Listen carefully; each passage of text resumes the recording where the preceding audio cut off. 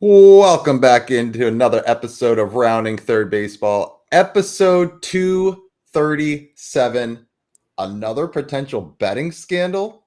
I'm Nick, and we have Harrison tonight. How are we doing, Harrison? I am fantastic, Nick, and I love the fact that MLB just keeps finding a way to step in it. Uh, this one's crazy. We'll get into this one. This one's a weird one to me. There's a lot of, well, whatever. We'll get into it. But before we get going, I am having crazy weather here, so you might see me pop off if I lose power. I'll probably jump on my phone, but hopefully we won't. Fingers crossed. We already kind of went through the power outage. But now I thought you promised us a man on the street style show tonight. I don't see you in your parka with your umbrella getting blown sideways out there. Yeah, listen, it might be coming if we lose power, so just hang with us. But all right, before we get going, make sure you follow and like us on Facebook. You can subscribe on YouTube. You can also follow on Instagram, Rumble, and TikTok.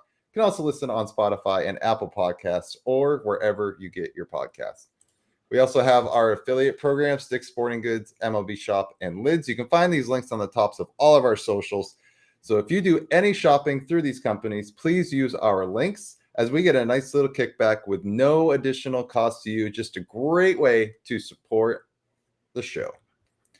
We also have Rounding Third merch. If you search Rounding Third Baseball on Etsy, you can find sweatshirts, t-shirts, tumblers, phone cases, a whole bunch of stuff on there.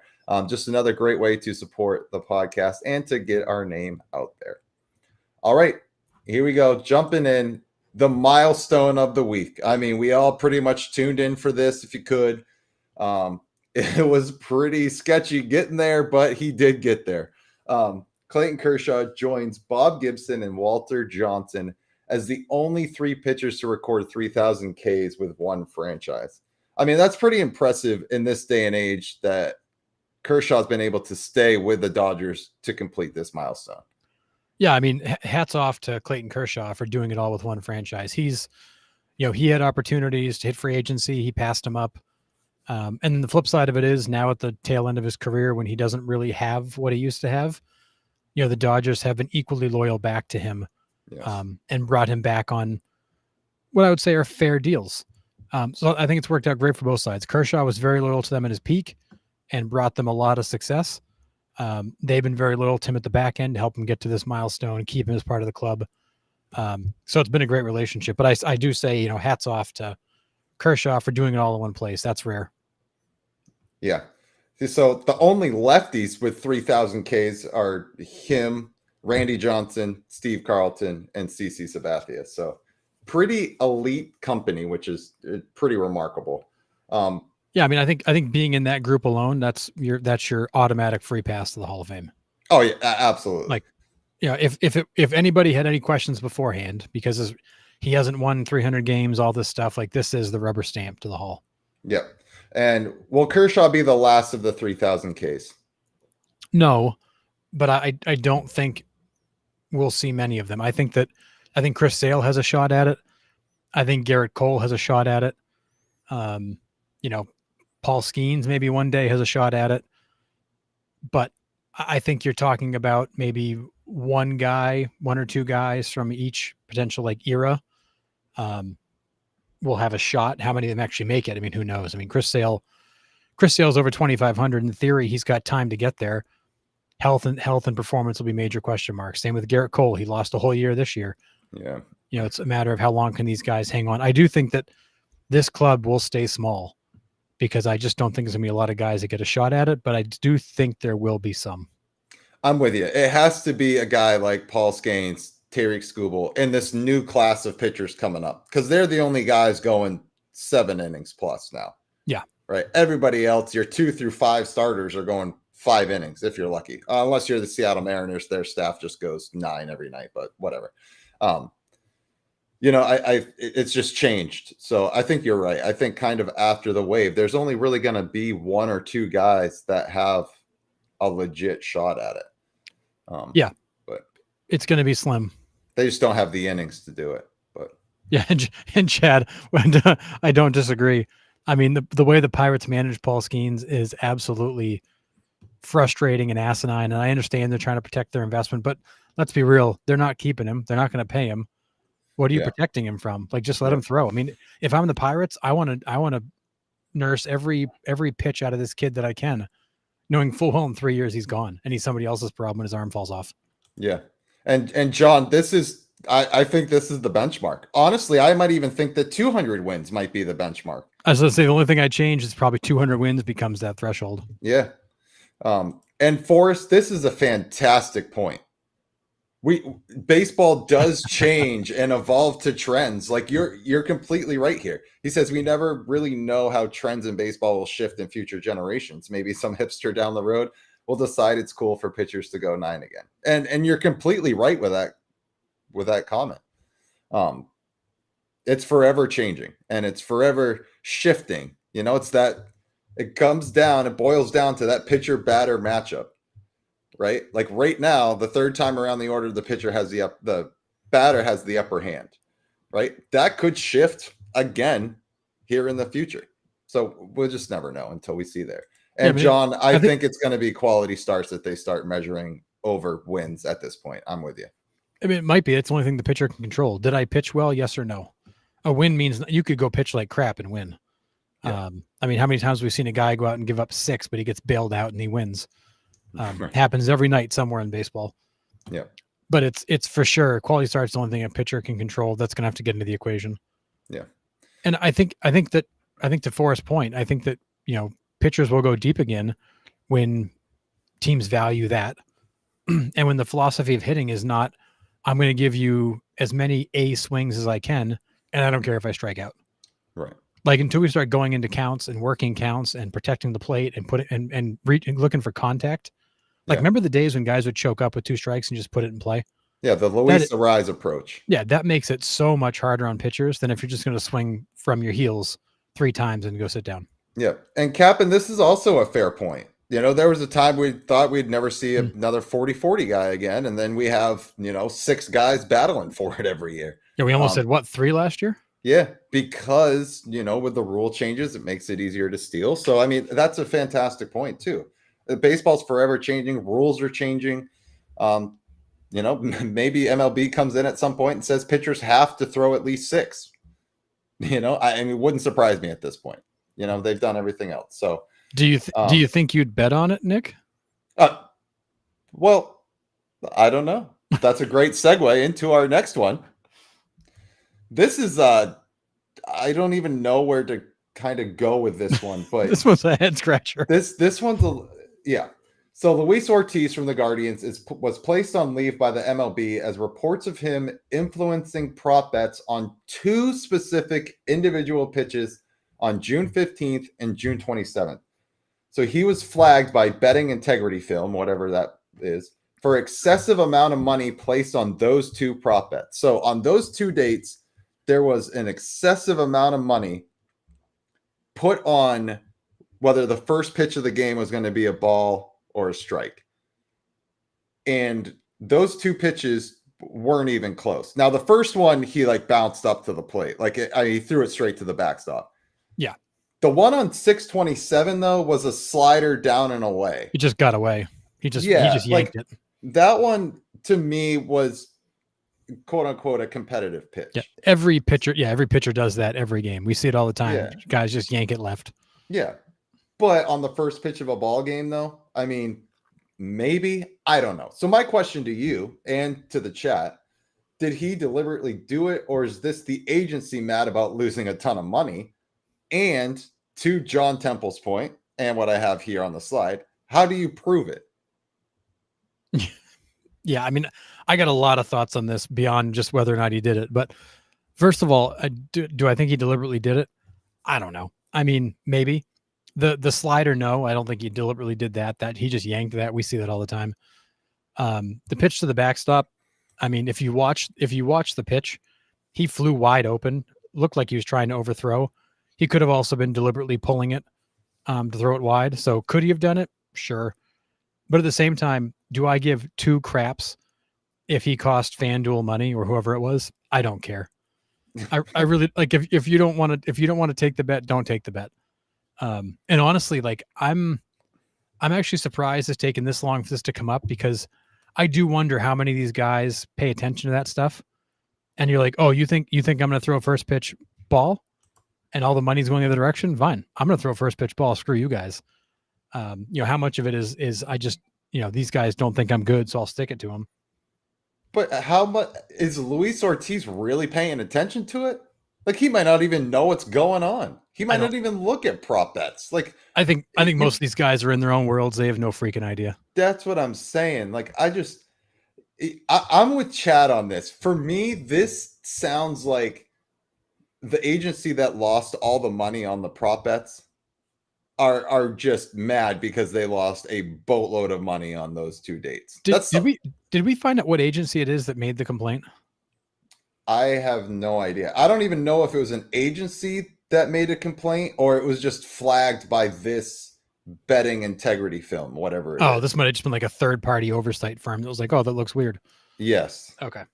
So I don't know if it was a specific agency. It could have been. I didn't see it. I wasn't sure if it was like DraftKings or FanDuel, like rung up Manfred going, we don't like this. Yeah, no, I think it was just like you said. It was like a third party that it was just the kind of flag that like, hey, this is kind of weird. Like, we should probably look into it. But I mean, it's the first pitch of the ball game. How many times do we start an MLB game off with ball one? I mean, does it really affect the game that much? I mean, I get you don't want to mess with the integrity of baseball. I get it. I'm with you there. I'm with everybody there. Don't mess with the integrity of baseball. But yeah, it's pitch one. I mean, I kind of agree with Captain on this one. Like, I think the prop bets have become a problem because now there's prop bets for everything. What's the first pitch going to be? Are they going to swing or not? Is the sun going to be out during the third inning? Like, this is the stupidest. They're just creating new ways for you to gamble. Yeah. And unfortunately, yeah, sometimes you get bit right in the ass when you throw a prop bet out there because these things are thrown out quick. They're thrown out oftentimes on the fly. And if you put a stupid bet out there and the money moves one direction, you can't pull it back. No. And as the place taking the bet, you guys know you win some, you lose some. And in this case, you lost. Yeah. Get over it. It's the business you're in. Right. And Chad's point, you can throw a pitch right down the middle for ball one. Yeah, I mean, right. We've seen it. We have seen it numerous times. But could you imagine how mad they'd be if it was they're going to throw strike one and it was called a ball down the middle? Oh my God, man, that is crazy. Yeah, have they ever called up on the umpires? Yeah. Like, hey, we had this guy striking out looking and he blew strike 3. Right. Okay, it happens. Yeah. And Forrest, this is 1,000% correct. This is what happens when you can bet on every single pitch. Yeah. Yeah, the prop bet's ridiculous. You go on DraftKings right now and find dozens of them. Is somebody going to get a double in the next at bat? Is it going to be a strike? Is it going to be a ball? Are they going to swing? Who's going to score the next run? If you want to take all those bets and give people that many options, you're just creating more opportunities to lose.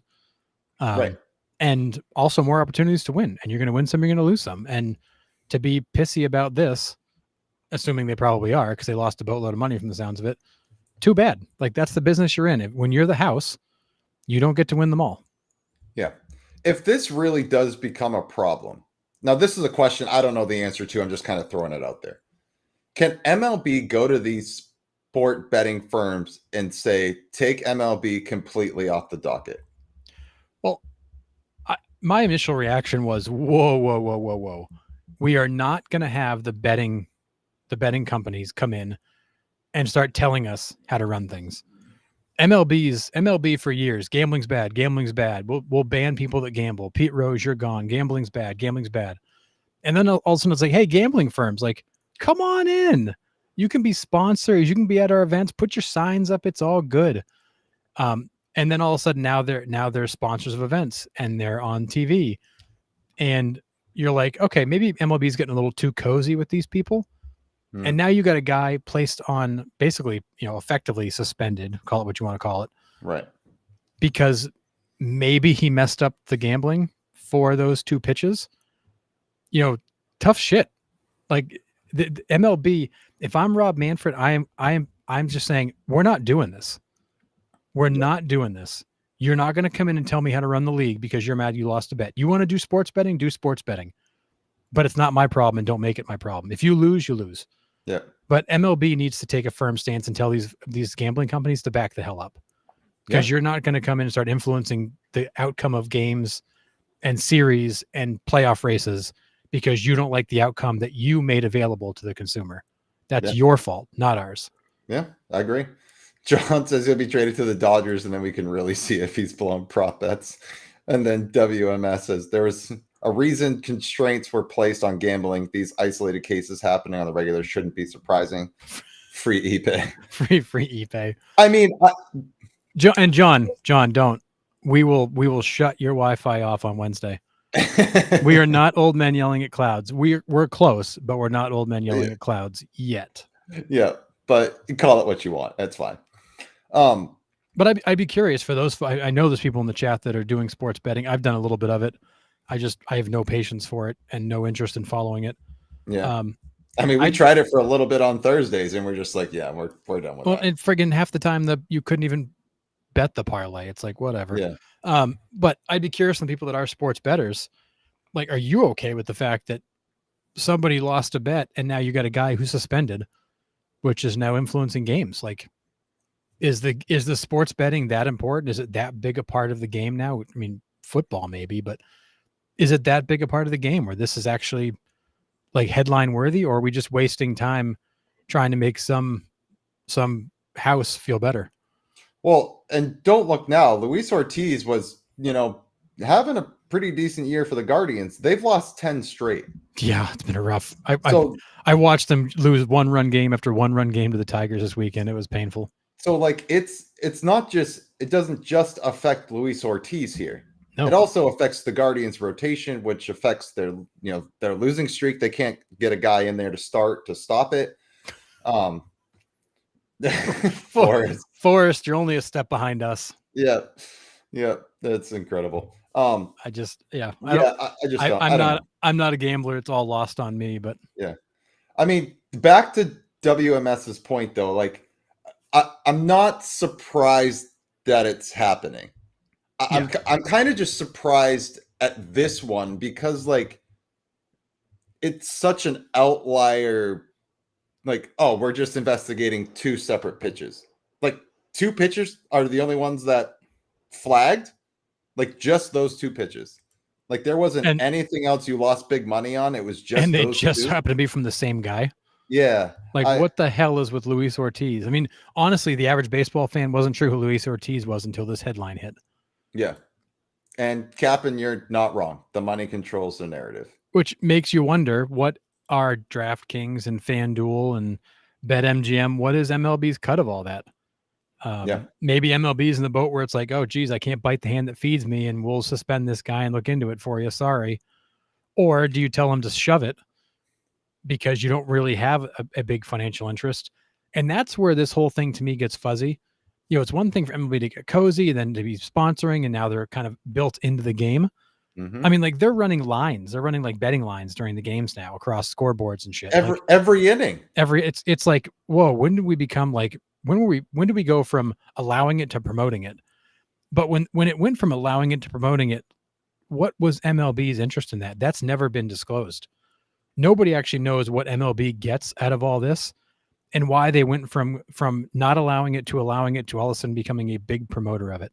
There has to be some kind of financial package behind the scenes that made Rob Manfred go, yeah, we'll invite the Fox into the hen house. What could go wrong? Absolutely. I mean, bottom of the 4th inning, every game, it's like, oh, Corbin Carroll plus 150 to hit a home run, or, plus 120 for Josh Naylor to get a hit. Like, just don't bet on Luis Ortiz to throw a strike, apparently. Yeah, right. Yeah, I mean, it's just, I don't know how you prove this. Yeah, good luck. You can sit Luis Ortiz down and you'd be like, yeah, I just threw those. I yanked them. I chucked it to the backstop. Like I lost control of it. What do you want me to say? Now, if there is a way, if there's like a paper trail or electronic paper trail, whatever it is now, like that indicts him, then take him out of the game. Because you have to, if there's integrity and you've found him guilty, then yes, suspend him indefinitely. He's done. Ban him, whatever you need to do. But I just don't see how you find the proof in this Yeah, one. unless there's a text message where he's like, "Hey, dude, watch me screw over this Yeah. this gambling house." I can't imagine there's any way to prove that. There's so many things could have happened. He could have stepped wrong, could have flown open, could have finished wrong, ball could have slipped. I mean, there's just dozens of reasons that you can yank a ball to the backstop. And honestly, we see that constantly. Like Yeah. guys just overthrow a pitch. Or Well, honestly, they throw a pitch that's got so damn much break the catcher can't even get to it. well, I was listening to a real Tim Kirchin and his son. I forget the name of Oh yeah. their little thing they got going on. I love It's Tim Kirkchin. He's such a jewel. It's awesome. So he was reading the box scores like old guys do, right? They Yep. read the I box love a good scores. box score. And he goes, wow, a lot of people got hit by a pitch Tuesday night. And he counted 29 hit by pitches. And he asked somebody that he knows in like the stats firm. And they're like, yeah, that's the most since 1900. So like, it is something to say about the balls, the lack of control, the pitchers just throwing to throw, not really pitching anymore. Like everything we've always talked about, right? These guys just get up on the hill and they just chuck it as hard as they can. Yeah, they don't pitch anymore. They just throw. No. But yeah, I mean, and you think about it, those 29 HBPs, most of those would have gone to the backstop if the guy wasn't standing in the way. mm-hmm. Just like Luis Ortiz's pitch did. Right. I mean, so why didn't all 29 of those get flagged? Right. I mean, it's ridiculous for MLB to let this start. So now one guy is placed on leave. When's the second guy going to be placed on leave? When's the third? How many times are we going to see this where guys are sat down because one of the betting houses is like, maybe he tried to hurt us and we want to investigate. No, you guys don't get to do that. Yeah. You're a sponsor. Step back. Yeah. Chad, this is a great point. Professional sports should not be allowed to take any money from betting sites of any kind, advertising or otherwise. There is no way you maintain an image of integrity by doing so. I mean, you hit the nail on the head right there with that statement. 1,000%. And it completely weakens MLB's stance on Pete Rose to invite these people in. Yeah. Like gambling's bad. Well, only if you did it, but now it's okay. Like we're friends with them. This actually is a fair That point. Is true. WMS. Yeah, that Dodgers Padres series accounted for Jesus. 14 of them. So you aren't wrong there. John says Scanes overthrew one to the backstop today. Suspend him then. He did airmailed it. Yep. And again, you're right, Captain. It's only because there's a large amount of money on it. 1,000%. It all comes down to money. That's what all of this is now. Like, I hate that we love this game so much. Like, we wouldn't come here week after week talking about baseball, everybody in the chat, me and you, if we didn't love the game of baseball. But it's not just about baseball anymore. These contracts, the betting, everything, it is money driven. This is all money driven. And it sucks. Yep. But I hate everything about the situation. Everything about it. Yep. But all right. We'll move on from this and talk about some other stuff. Here we go. Jose Altuve moves into second place of all-time hits for the Houston Astros with 2,315. He's in the Hall of Fame, right? I mean, if you're retired right now, no. But he's heading there. I mean, give the guy a few more years and for sure. I mean, Omar Vizquel had almost 2,800 hits and he's still waiting for his call. That's a crime. It is a crime, but this is where we stand with the Hall of Fame. So is he in the Hall of Fame today if he retired? No. But is he heading there? Yeah. Give this guy a few more years. He will absolutely have Hall of Fame stats. And then, maybe you could argue based on postseason stats alone, he gets in the Hall of Fame today. I would buy that argument, but he's up there. Yeah. I do want to bring up, I heard Gary Sheffield talking about what we talked about last week with Dave Parker. He literally almost word for word said what we said. It needs to change. Yes, his family is ecstatic that he was able to get the call from the Hall and know he was going in, but he was robbed of his induction. Yep. Now, to wait 30 plus years to get your call to go into the Hall is a crime in itself for a guy that should have already been in. I just thought that was absolutely incredible for Sheffield to just back that up and say that. Well, and chat on Altuve brings up some good points. Captain gets right to speak into cheating. John Carter, no, bang the trash can if you agree. Chad, if he gets in, Bonds, Clemens, and others are in on the same class. I mean, I don't disagree with you guys. I think I've been hugely kind of loud about the whole Astros cheating scandal and the fact these guys got away with it scot-free. And I think that people should have been banned for life. Altuve, for sure, was a beneficiary of that scandal. And there is some stink on him for that. I just don't think the writers care. No. For whatever reason, this Astros scandal got swept under the rug. I thought Hint should have been banned for life. I thought Cora should have been banned for life. And I thought they should have done a deeper investigation of the players, because those guys that were benefited from it at least should have had their stats stripped. Yeah. I'm absolutely dumbstruck at how this Astros scandal was just such a nothing burger, when to me that was one of the worst things we've seen in baseball, maybe in my whole life. Easily. I think it's way worse than the steroid scandal, because I don't disagree, because they didn't know it was coming. They still had to hit the ball. Like, were they cheating? Sure, I guess you can say they were cheating, even though it wasn't technically. But everybody was. Right. They were changing outcomes of games because they knew what pitch was coming. Like, you're changing the game, the outcome of games at that point. I mean, I guess you could argue with steroids too, but whatever. Well, and to Cappen's point, that World Series win has stink all over it, and probably should have been taken away. Yep. But yeah, Tommy, to answer your question, they do factor the entire career. So postseason stats do go for Hall of Fame bids as well. Altuve in the Hall of Fame. I might have to do a piece on that. Yes, Forrest, please. I would love it. I would love to hear Forrest's take on that. Maybe the first couple of rounds, maybe the first couple versions of it get thrown in the can. But I'd love to see the final draft. Yeah. Tommy, you're not alone here, right? And it's not really an unpopular opinion. I would say the baseball, I was going to say baseball world's still 50-50 on that. Now, I would say our generation and younger tend to lean to let them in, just because of we've seen everything else that has happened in the game since, right? And we're just like, as more comes out about it and that era, technically they say 85% of people were using it during that era. Like, there's tons of stuff, whatever. You can still base your opinion. If you don't want them in, that's fine. That's fair. I get it. I can argue both sides of the coin there. Yep. And for years I did. I was a big no Pete Rose, no steroid guys. And over the years I've realized, like, how does that help baseball in any way? The Hall of Fame should be reflecting all the best players. And if you went through that Hall of Fame, you're going to find warts on every single one of those guys. It just depends on how deep you dig. Yeah. If you get banned for 80 games for PEDs, there should be at least the same thing for cheating. Bang. Yeah. We can bring that up in our fan union when we meet in December. Yeah. I'm thinking, capping for commission 2029.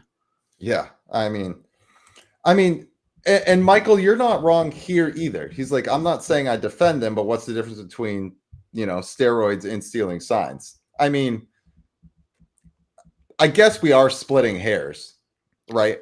I mean, yes and no. What do steroids make you hit the ball farther? No. Do steroids make you make better contact? No. Do you make contact more often? No. They keep you fresher, so you feel better throughout the year. So in August and September, when guys are dragging from a long season, you still feel good. So you're fresh, but you don't know what's coming. You still got to hit it. You still got to hit it with the right launch angle, right exit velo, and get it out of the ballpark. Versus sign stealing, if you tell a major league player fastball and they have a chance to time it and they know it's going to be a slider or a changeup or a curveball, that makes a huge difference to that at bat. When you know the curveball is coming and you can time your whole swing to that pitch and you can look for the arc, like, you've completely altered that pitcher's ability to be successful and have any kind of advantage. And that, to me, changes the game more than steroids. Do they both change the game? Absolutely. But stealing signs, that is benefiting every guy on the team. To Forrest's point, using technology, right? Because there's been numerous times in high school where I had catchers hanging signs and our third base coach would relay it. But hey, If I say, let's go, Nick, it's a fastball. If I say, hey, let's go, number 8, it's off speed because the catcher's hanging him below his crotch, right? Yeah, that's like their fault, not ours. That right, exactly. That's different. That's in game. I'm not using a camera that I'm watching in the dugout to relay signs to my hitters. Like completely different. I don't know. I get the argument that the sign stealing and steroids are technically the same thing, right? Cheating's cheating. I guess is how people are seeing it. And I understand that point. Yeah. But I don't know. One team was doing it. If all 30 teams were using technology to do it, how are we talking about it? Right. Are we talking about it differently? Well, then you'd be in the same boat as steroids. Everybody was doing it. And then you can't really blame anybody for it because everybody was doing it. So it's I don't know. This to me, should Altuve be a Hall of Famer? To me, that's questionable because he's got a lot of stink on him from this whole scandal. That's fair. However, I don't think the baseball world cares for whatever reason. They swept it under the rug and moved on real quick. And he is a media darling. People love him. So in my mind, he's going to get in whether he deserves it or not. That's an argument for another day. But he's going to have the numbers for it. Yeah. And he's going to have a case for Cooperstown.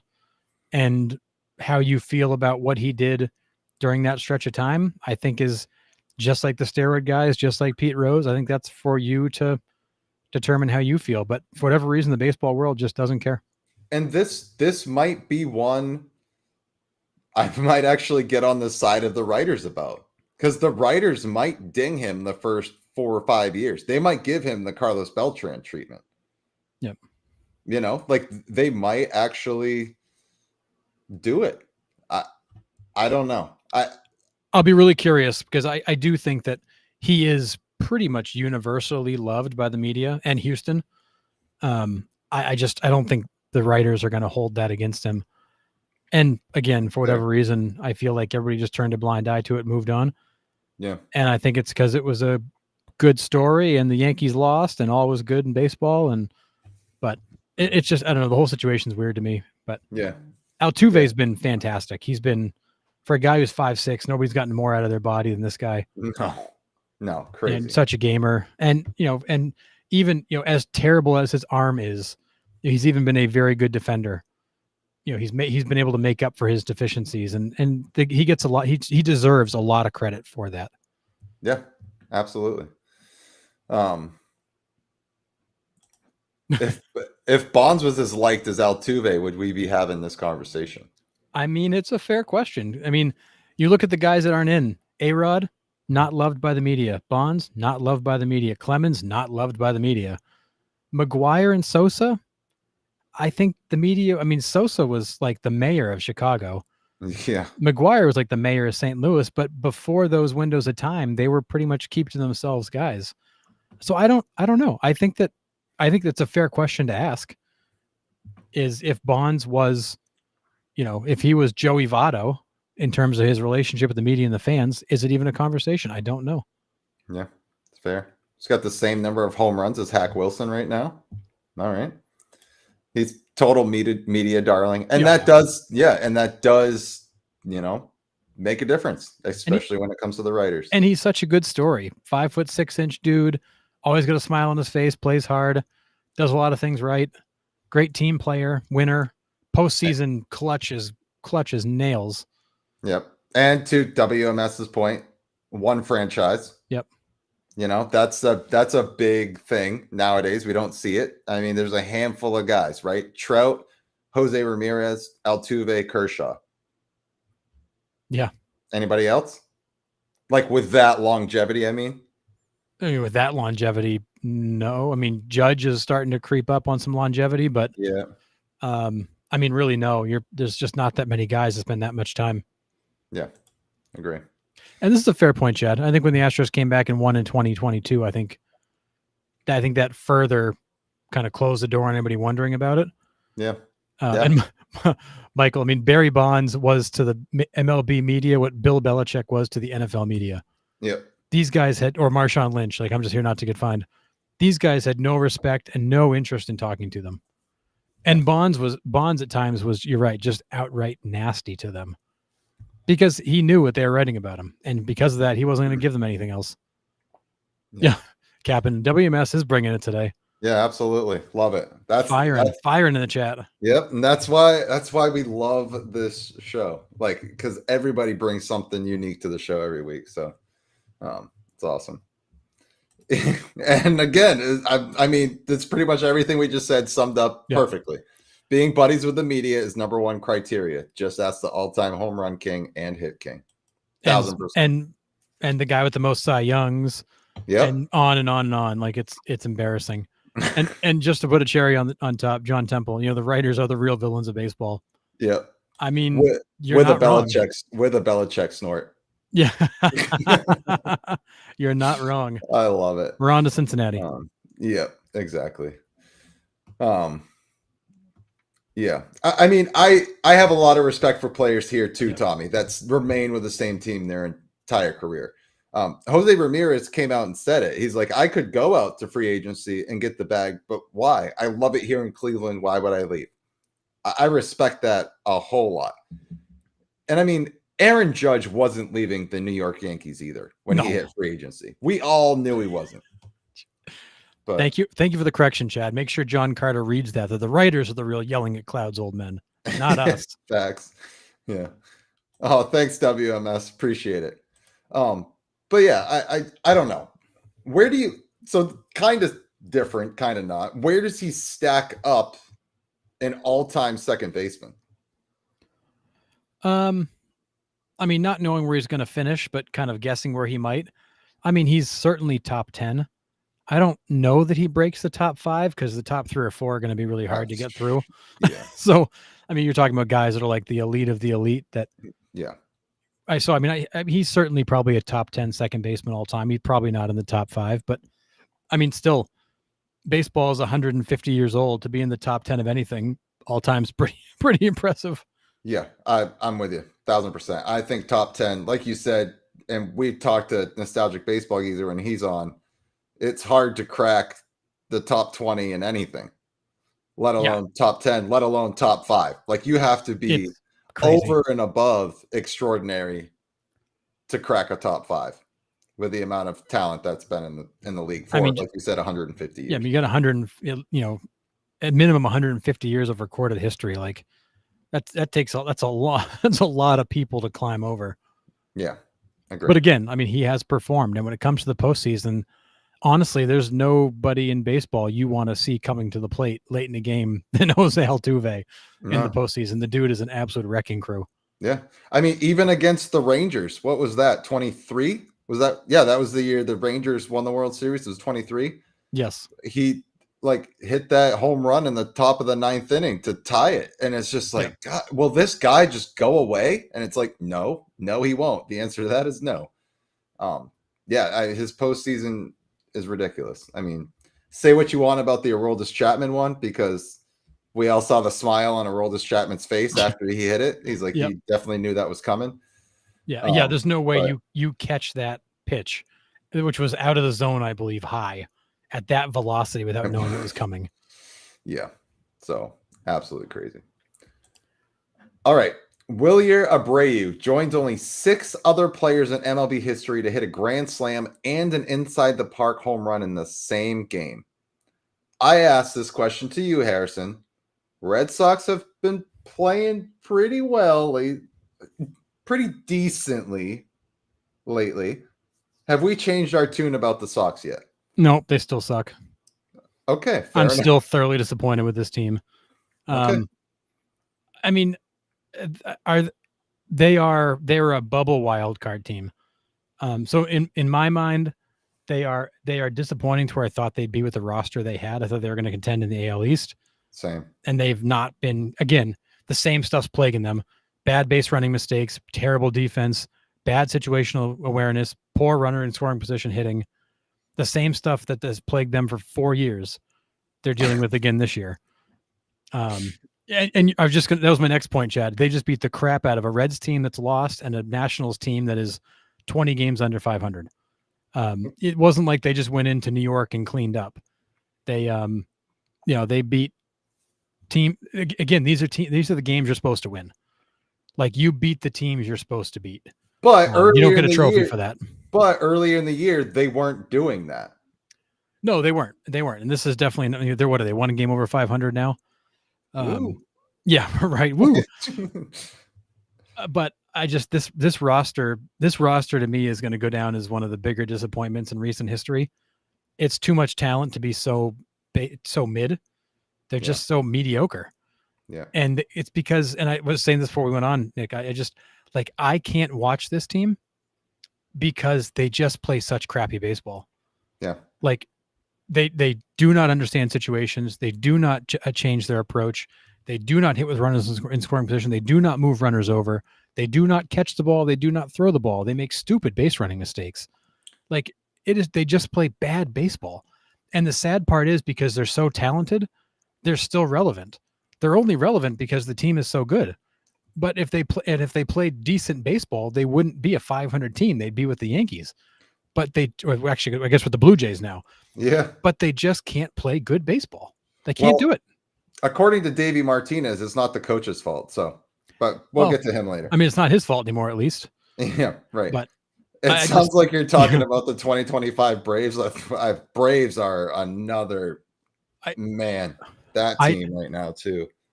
And like, I'm ready to throw the towel in on the Red Sox, but like, I just can't throw the towel in on the Braves because that team is even better.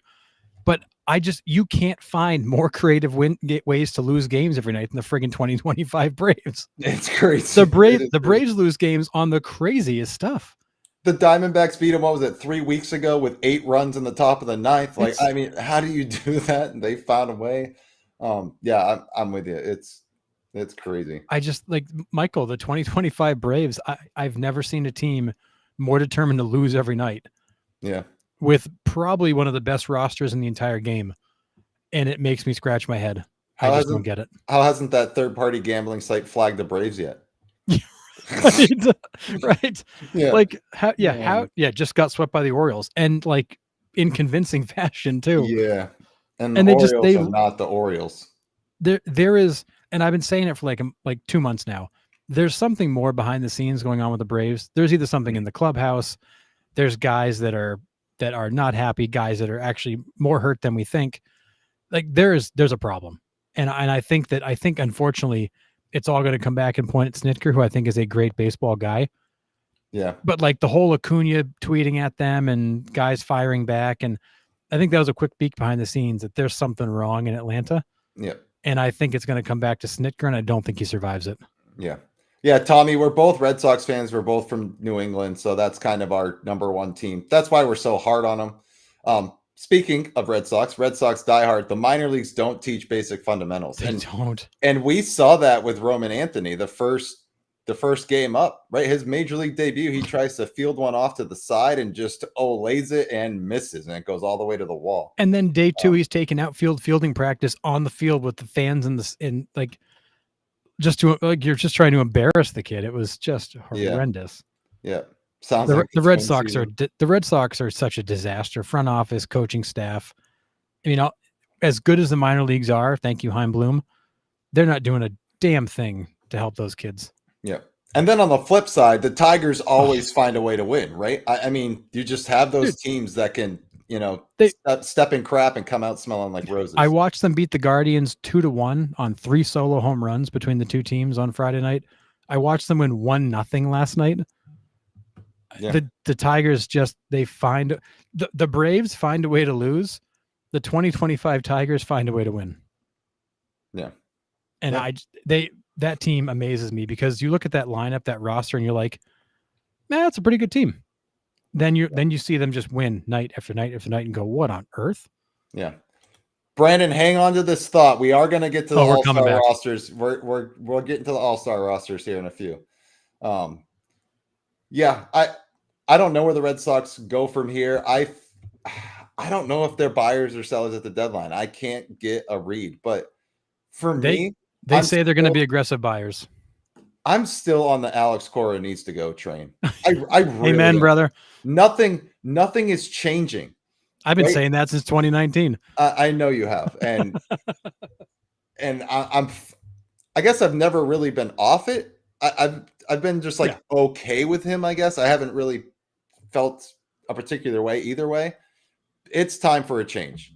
He can't get these kids to play for him. He's not teaching them fundamentals when he goes. Now, granted, your farm system, to Red Sox diehards' point, is to kind of teach them the fundamentals. But I mean, these guys have enough fundamentals already that to be a professional baseball player, you wouldn't think that you would have to teach the fundamentals to them. Something in the system is messed up, but Alex Cora also seems like he's not coaching, because they're making the same exact mistakes night after night. And that's, I think, the most frustrating part of it is your manager sees a pattern and fixes it.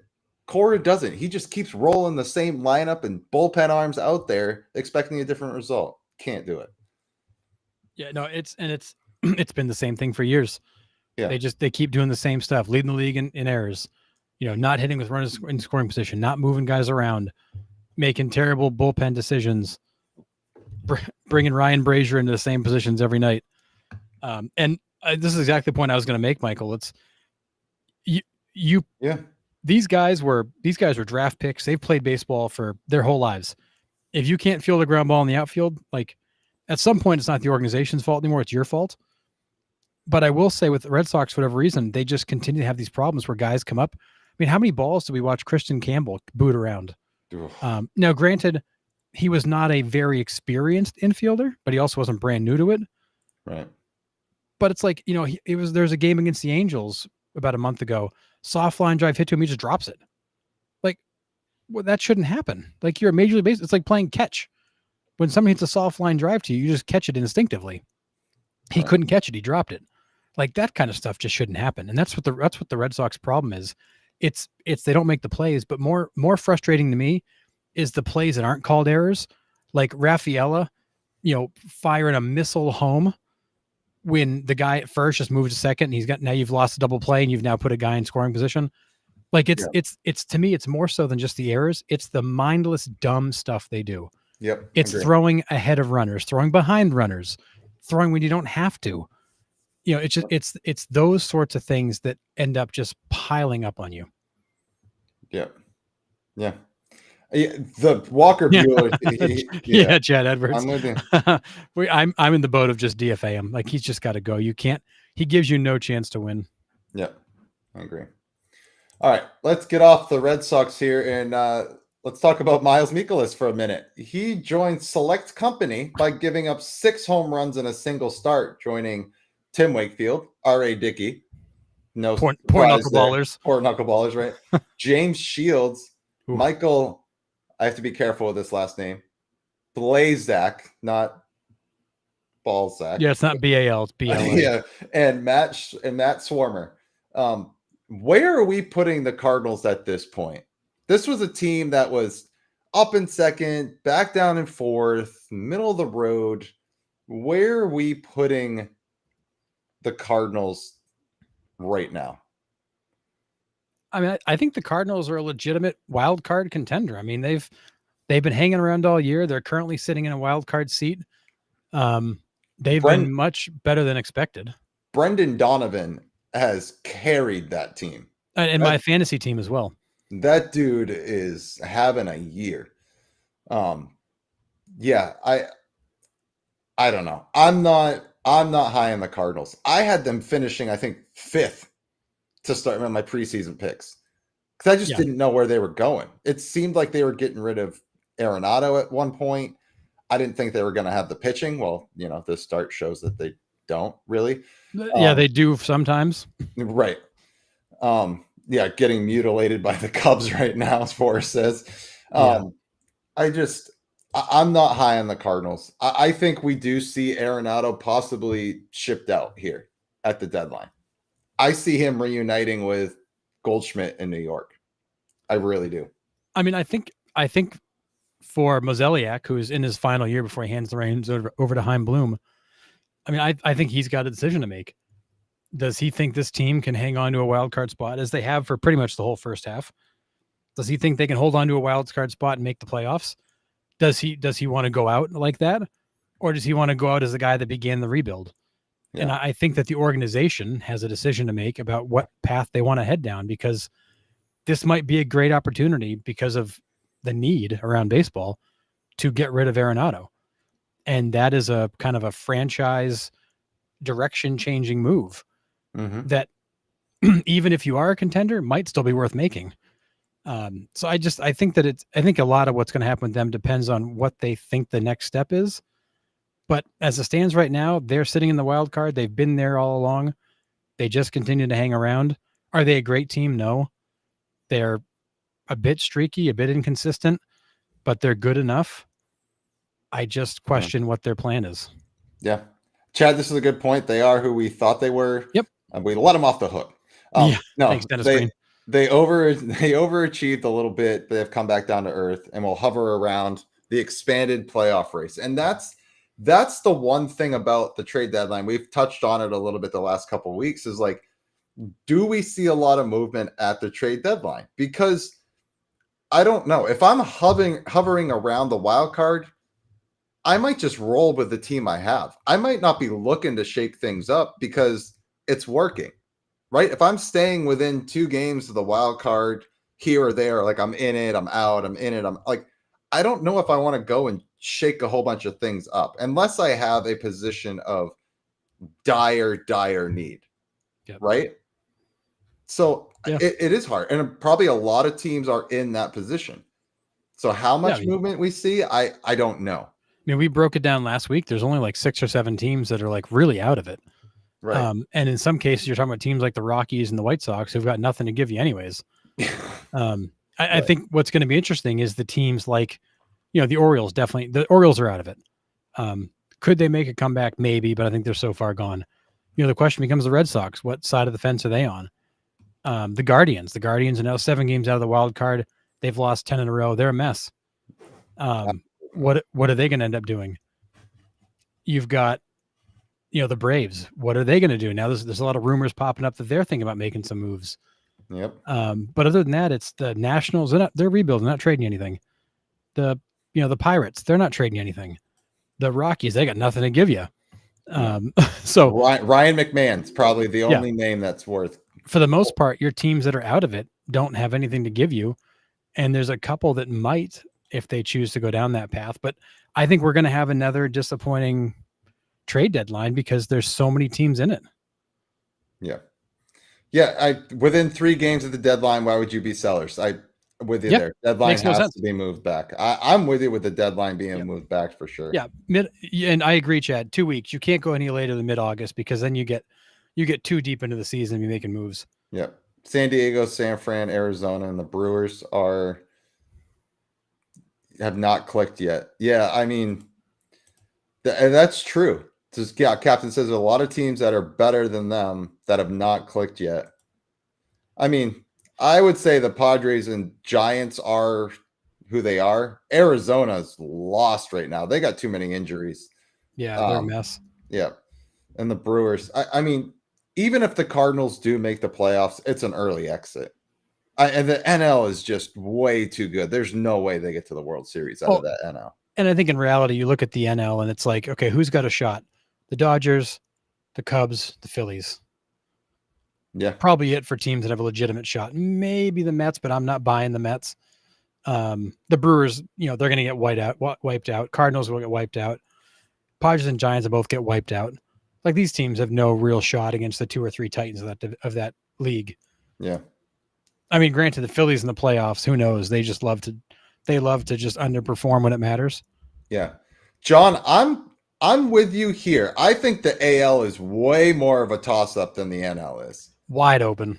I think the AL is there for anyone for the taking. And the Mariners will be a tough out. If their pitchers are healthy and ready to go, I mean, Brian Wu just made the All-Star team too. So, I mean, they just got arms. And then you got Munez closing them out. I mean, Mariners will be a tough out if they get there for sure. The Mets will Met. I mean, that's the comment of the night so far for sure. And that's also what we thought when Detroit last year, they squeaked in. Yeah. I mean, Detroit surprised a lot of us. Yeah. Detroit surprised a lot of us. The Mets will Met, Michael. Yeah. I said that was like best comment of the night so far. For sure. Yeah. That's why I'm saying I don't buy the Mets. Yeah. The Rockies are 35 and a half games back, just 55 games from the record. Yikes. Yeah. Anyways. Yeah, they're not good. All right. But I will say they've scored more runs than the Cleveland Guardians and the Kansas City Royals. Yeah. If that tells you anything. I mean, you have to in that ballpark. It's kind of. I mean, true. There's a lot of green out there. Yeah, you play half your game somewhere else, but still. Yeah. Kansas City Royals finally got over 300 runs scored. Yeah, all against the Diamondbacks this weekend. That was a painful. It's painful. It's brutally painful. I mean, and none of those AL Central teams can score, but the Tigers. They all suck. Yeah. Colson Montgomery called up by the White Sox. He made an incredible over-the-shoulder catch in his debut in Colorado. Are the White Sox still the laughing stock of the MLB, or has that title been taken by the Rockies who they were playing? I mean, I think the White Sox are still a joke, but I definitely think the Rockies have stepped in as the real joke. They are just, I mean, they're so much worse than the White Sox even were last year. Yeah. And I think for the White Sox, I think there's been some reports that have come out lately talking about the last couple of years where, was it Clint Frazier that got interviewed recently and basically said, like, when he got there in 2023, he was told, like, guys don't hustle, superstars don't want to be superstars, nobody actually cares here, just show up and play, kid. Like, don't make anybody look bad, don't go out there and try too hard, like, this, nobody here cares, like, just go through the motions and finish up the season. And this is an organizational problem and has been for years. Reinsdorf's asleep at the wheel.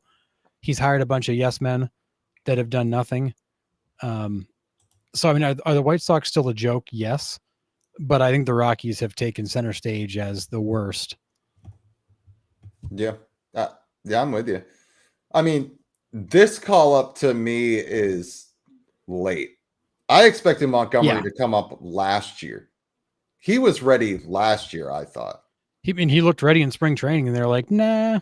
Yeah, I mean, this has got to be a control thing, or just we want to let other guys play. We'll come back to them. I mean, there's no sense of urgency with the White Sox. We've seen that they don't really care if they're good or if they compete, and I think this is just a byproduct of that. Yeah. And I think you're right, Chad. I think the White Sox do seem to have a little bit of a plan. And I said after the Garrett Crochet trade, like, the White Sox finally have some talent and some assets in the system. They just got to do something with it, and that's been their struggle. Yeah. White Sox versus Rockies in a 7-game series. Who wins, and what is the ERA for each pitching staff? Infinity. We're still here watching game 1, and it started last Monday. Yeah, in a 7-game series, the White Sox probably win in 6, and it's probably the worst baseball you've ever watched. You'd see cleaner games like in an 8U travel ball tournament. Yeah.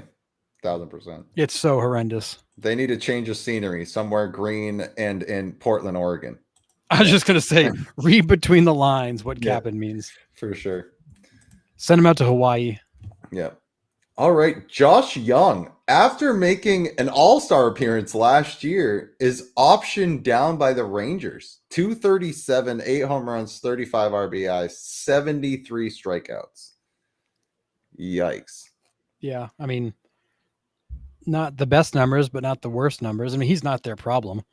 That offense is atrocious. And it's across the board. Yeah, if Adolis Garcia doesn't go deep, they don't score runs. Like, Seager's not there, Simeon's not there. Their 2 megastars have disappeared.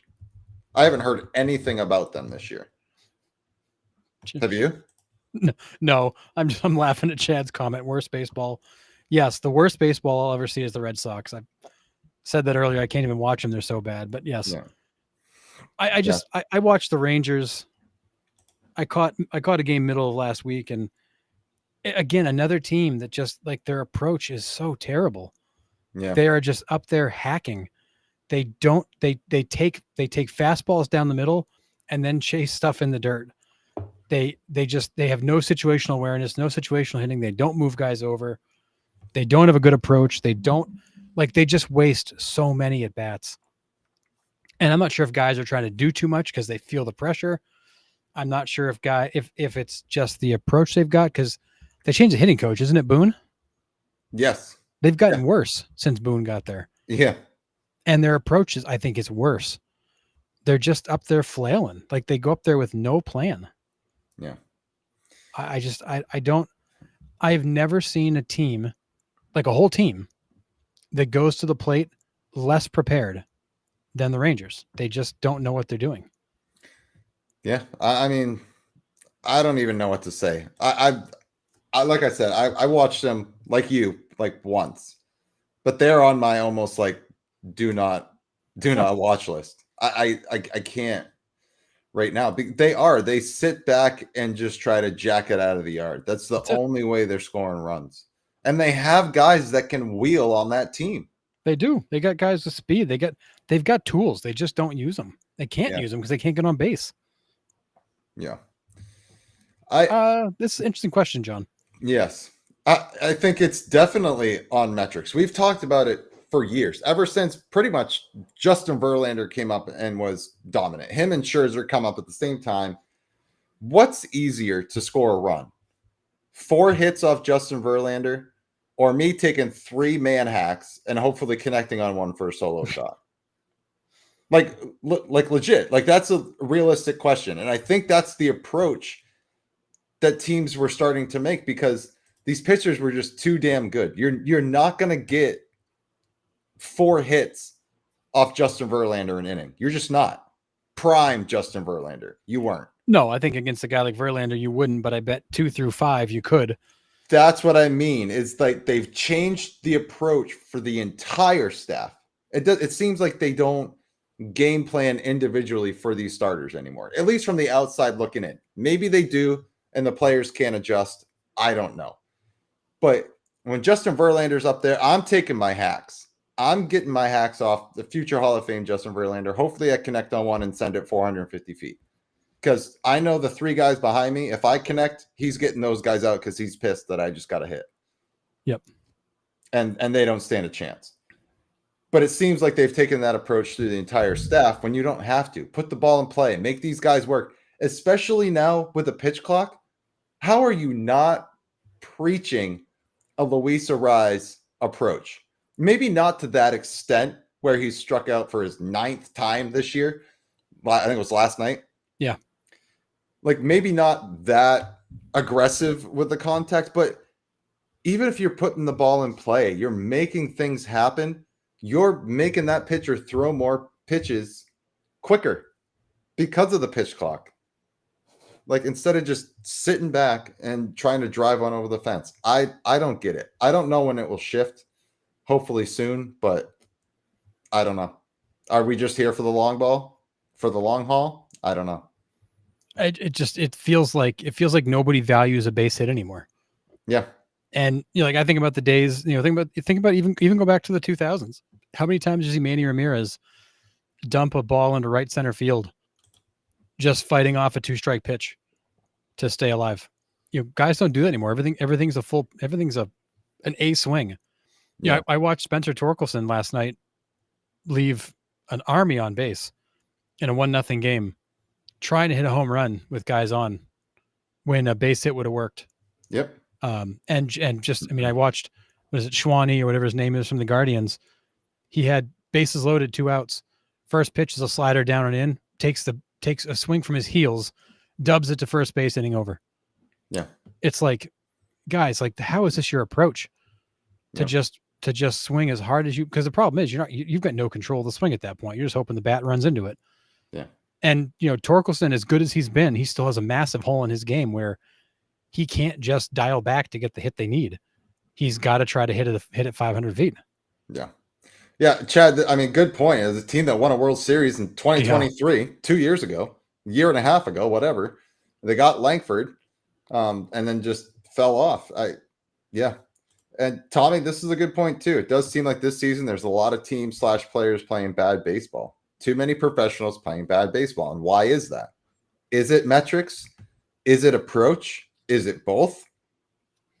I think it's a lot of those things, but I do think you look at a team like the Tigers or the Rangers, and you got a lot of guys that are the same player that are just launch angle guys.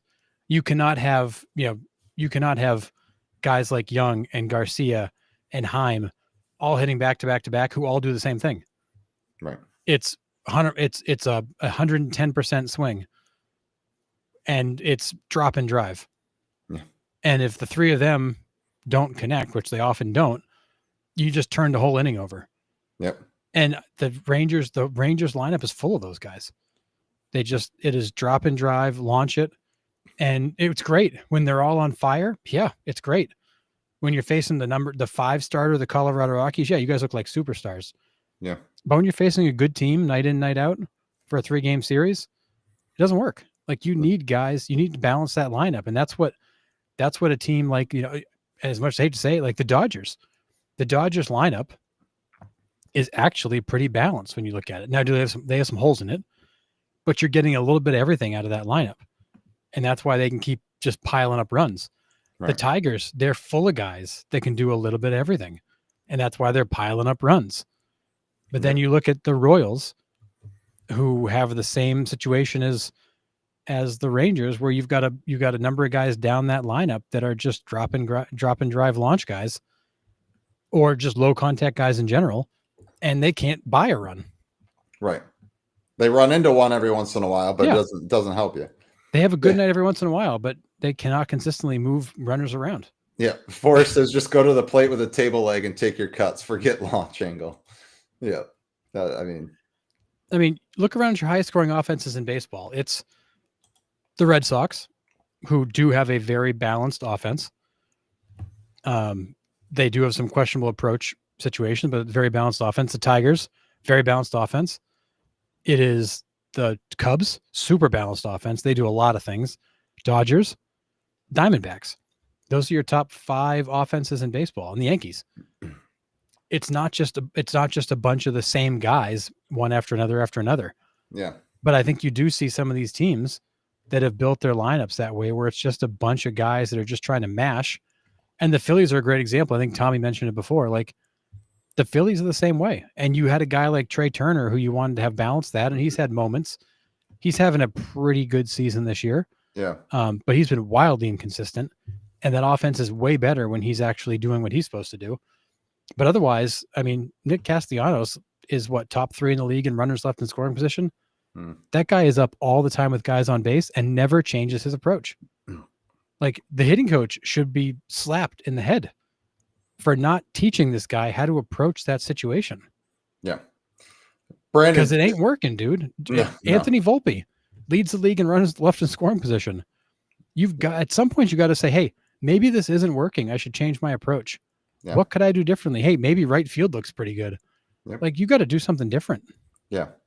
Brandon, this is a great question. How would some of the great hitters in the 80s and 90s fare in today's game? Listen, right now, I would take a lineup of George Brett, Tony Gwynn. Give me all those contact guys right now. I would even throw Luis Ariz in that high contact lineup right now, because there is nothing more degrading than throwing a great pitch, having a contact hitter throw the end of the bat at it and blooping it over my shortstop's head. That's hit 45 miles an hour. Just sticking the bat out, dumping it into left field. There's nothing worse as a pitcher to your psyche than giving up a bloop single. Is there? I'd rather give up a 500-foot home run than make a fantastic pitch and this guy just lofts it into left field. The nice thing with the home run is that I get a new ball and the base is empty. Right. And it's over like that. There's nothing more frustrating than having a guy down 0-2, 1-2, 2-2, make a good pitch, and they dump it in the outfield and get on first. Now I got to go back to the stretch. I got to run around. Defense is moving around. Yeah, I mean, give me a team loaded with those contact guys. And not only that, but these starting pitchers won't last 3 innings because these guys will wear them the hell out. That's what I'm saying. Absolutely. You'll be in the bullpen. You'll be in the bullpen before the 5th inning every friggin' night. Yeah, Edgar and Gwen would be batting 400. Oh my goodness. Yeah. And even if they weren't, they would be terrorizing teams because you'd be in the bullpen so early. Yeah. Captain, I used to golf this way, try to hit it 300 yards and hope I could find my ball. Now I'll take one on the fairway any day. Yep. Yeah. I get it. There's nothing more frustrating to a pitcher than those contact guys who fight off pitches, go deep in counts, who are not just gonna flail at a pitch. Yeah, they're gonna make you earn it, and they will just wear you out. And not only is it does it wear you out mentally, but also physically because you're throwing all those extra pitches. Yeah. So I mean, I do get the construct of today's lineup, right? You want your best hitters at the top of your lineup to get the most opportunities to hit. I get it. All the metrics say put your best hitter in the 2-hole, right? That's why we've seen Rafi Devers hit there. That's why we've seen Aaron Judge hit there. That's why we see the top hitters, Mookie Betts, right? Mookie Betts hits 2. Yep. We see all those top hitters hitting in the 2-hole. But if you got on base guys, like I'm dropping him to 3rd or 4th. I'm letting guys get on base in front of him. What is it? What's good if my leadoff hitter gets out and then Aaron Judge comes up and hits a solo shot? Well, because the argument is by batting second, he's going to get more at bats over the span of the season, so he's got more chance to do damage. But to your point, I would rather see Mookie Betts come up with 2 guys on than 1 guy on or nobody on. Yeah. And then you get a guy in Will Smith batting 4th, who's got one of your highest OBPs in baseball, and the bases are friggin' he's clearing the bases and out there by himself with nobody behind him who's necessarily going to drive him in. So right. It makes no sense. You should be going, Ohtani, Will Smith, Betts, Freeman. And that way you've got Betts and then Freeman coming up with at least 1, if not 2 guys on base. Yeah. I couldn't even imagine having these top 3. Oh my goodness. Dude, they would go like 12 for 14 every night. And with the pitch clock, pitchers would be absolutely huffing and puffing by the 3rd inning. Oh yeah, absolutely. Yeah, I don't know when baseball is going to pivot and start valuing contact. I mean, we've already seen the metric. What is it? Batting average of balls in play. Yeah, BABIP. Sure. BABIP. Whatever. So like, I'm hoping it does flip at some point. But, I mean, talking about Luis Ariz, he is very high contact, but he doesn't get a lot of hits, really. Like, the big stat with him is he doesn't strike out. But his exit velocity is also averages, like, 35 miles an hour. He doesn't hit the ball hard. I think my son hits the ball as hard as he does. Yeah. So, as impressive as not striking out is, like, he's also not Gwynn and Brett, and he's not really shooting gaps. I mean, he does occasionally, but he's more of a bloop singles type of guy or slaps it through a hole, which is still impressive. Don't get me wrong. But I'm wondering when baseball does shift back to just a contact lineup, guys that can put ball in play. But that has to be an organizational approach. Like you got to start teaching that single A, high A, double A. So those guys are ready to switch when they get to the pros. But yeah. And John, I'm with you. Like I'd rather see 20 homers and with 120 driven in than 40 and 95. And I saw a video the other day. It was the All-Star starting lineups from like the 2001 All-Star game. Oh yeah. And you go down that list, it's like hitting 329 with 15 and 80. And it's the All-Star break.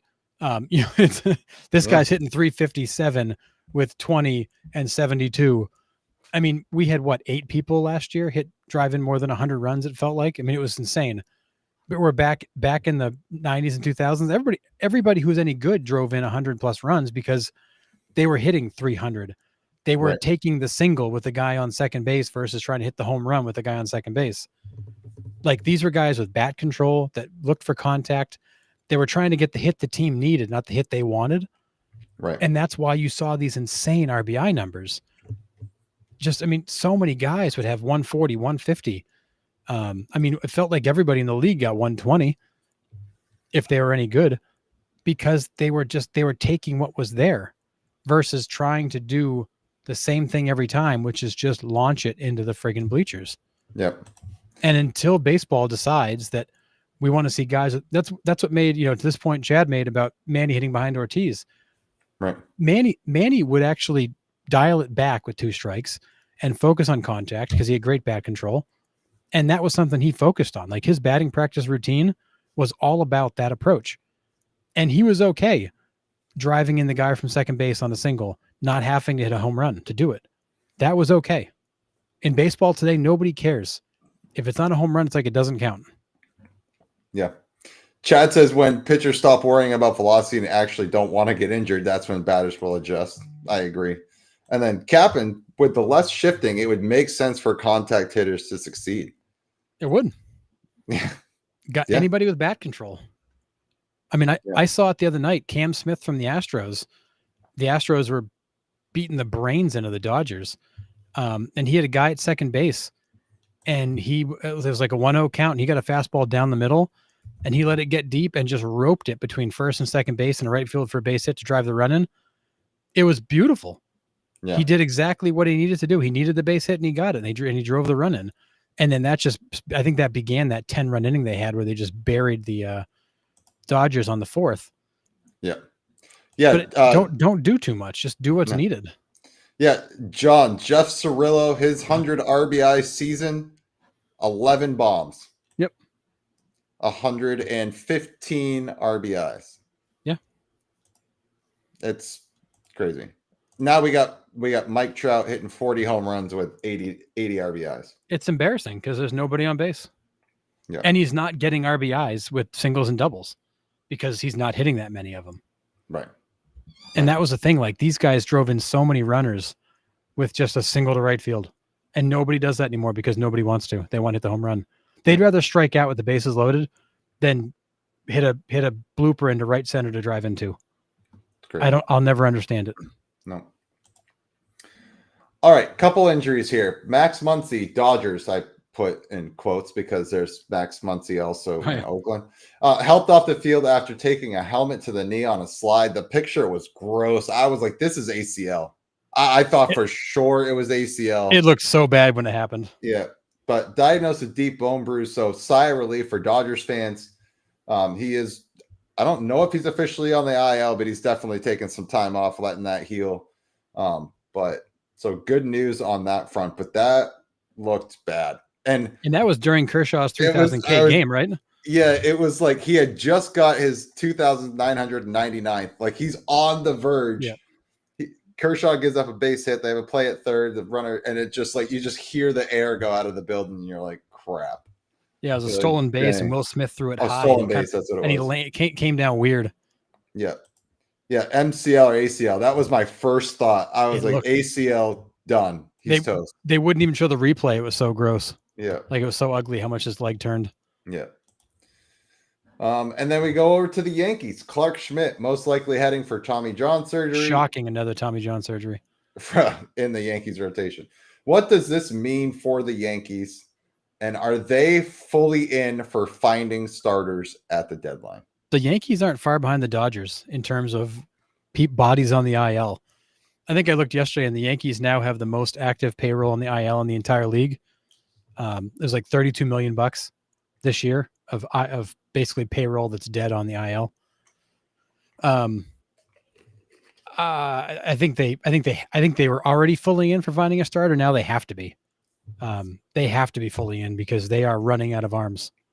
If Tommy John got royalties, dude, he would have more money than Shohei right now. Oh my goodness.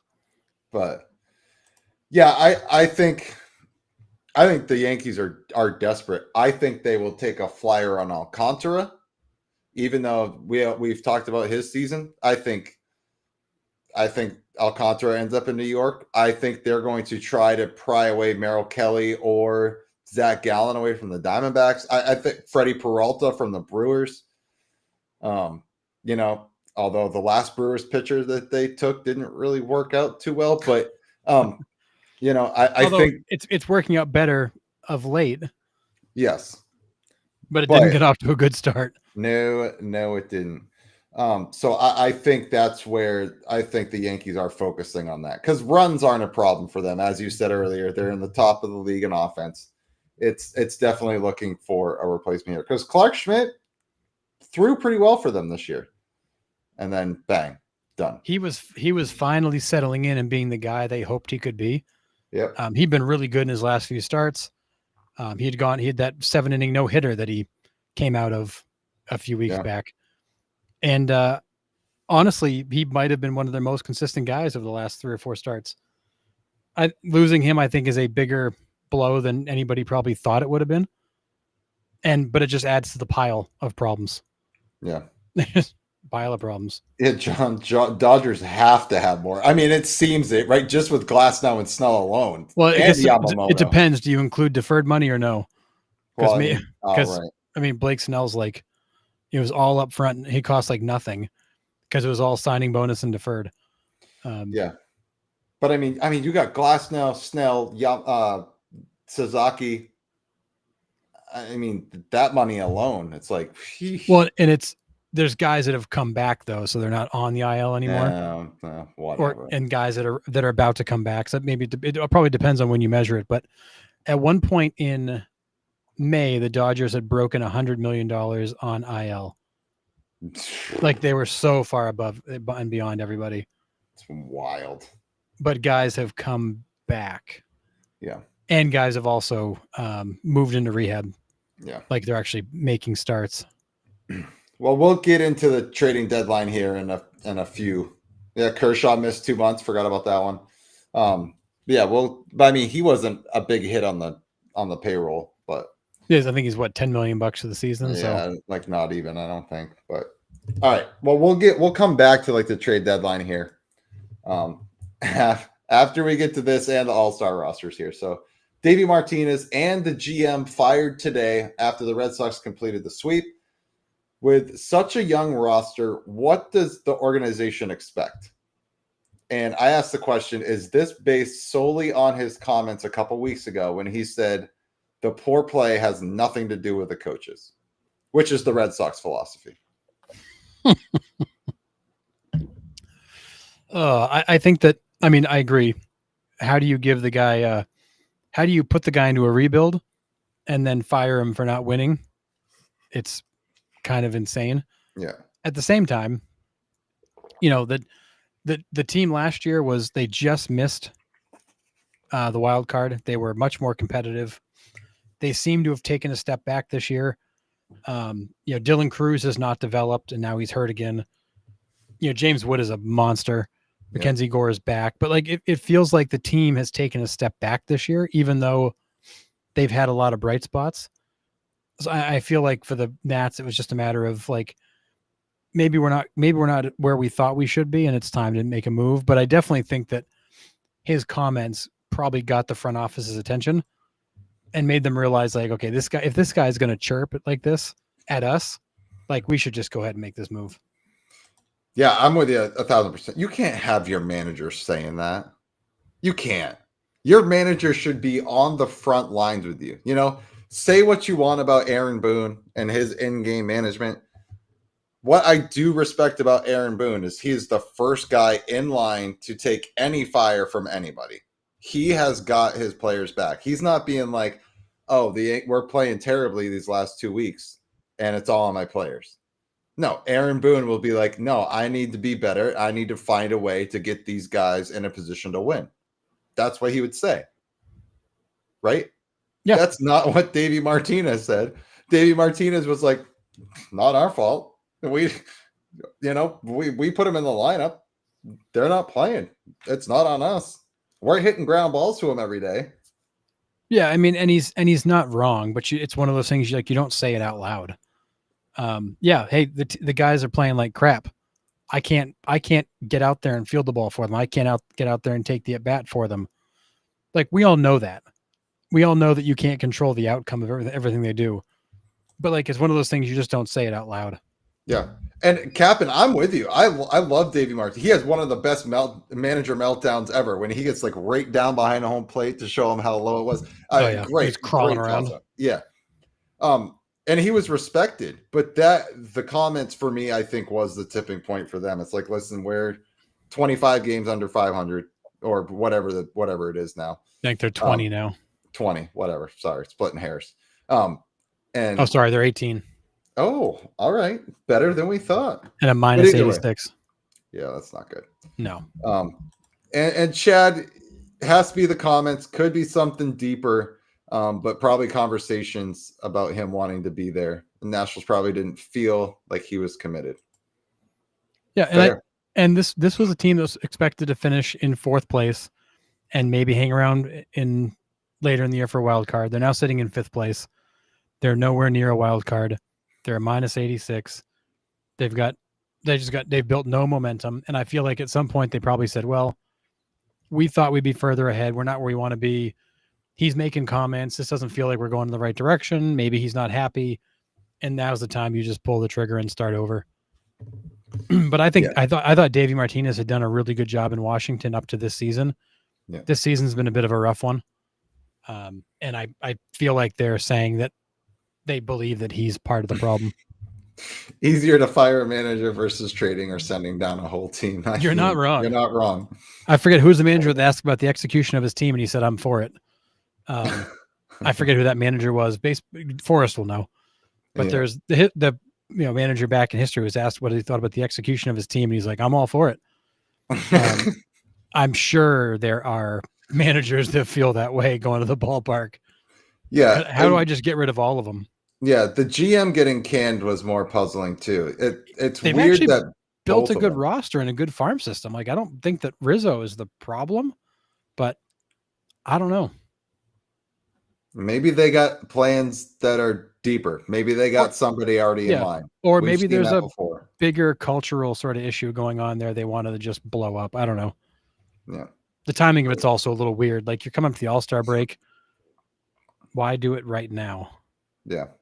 But maybe get somebody in there before the All-Star break so they don't come back to a fresh face. I don't know. I mean, at least you didn't get fired with a week left in the season like David Bell did. Yeah, that one was bad. And the Terry Francona experiment, I love Terry, but has not worked out great in Cincinnati. No, not. I still think you got to give him a couple of years to sink his teeth into those guys. Probably, but I think that team is still trying to find its identity. And there's actually been a lot. He's taken a lot of criticism in the local media for how he's handled that team. Whether he deserves it or not, I don't know. But yeah. Twins need to look at Rocco's job and status with the team. I feel he's on the hot seat. We talked about Baldelli last week about being on the hot seat. Yeah. And we were thinking that if they don't make a wild card, he's gone out of Minnesota. Yeah, I mean, I feel like they're in a spot where they continue to do nothing every offseason. And they're just asking him to find a way to figure it out with less. Yeah. And honestly, if I'm Rocco, I might like an exit to go find a job somewhere else because they have no intentions of investing in that team. They have no intention of investing in that team. They're not going to sign anybody. Their farm system is not exactly loaded. This is not on Rocco. This is an organizational problem. And if I'm Rocco, getting out of there might be the better move for my career. Yeah. Don't get me started, says John Garden. The Twins they're for sale, I think, and they're not investing. Their TV contract is still an issue. They've got no money. I don't know. The Twins are a mess.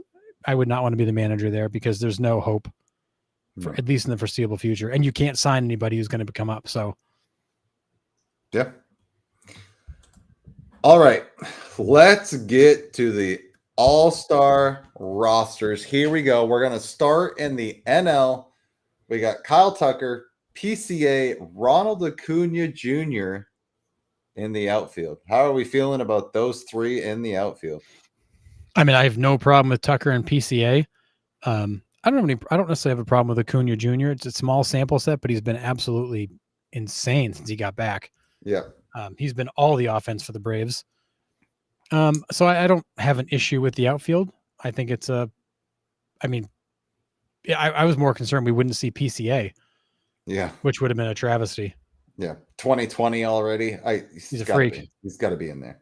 Now, I will take this infield every single day of the week and twice on Sundays. Freddie Freeman, Ketel Marte, Francisco Lindor, Manny Machado. Yes, please. I mean, I'd rather take anybody but Manny Machado because he's a dirty, terrible player. But I got you. Yes, I get it. But still. And then you got Will Smith behind the plate, which we talked about. His OBP is off the charts this year. And then obviously your DH. And I think your top vote getter, Shohei Ohtani. I mean, it seems like he's automatically the top vote getter every year. Right.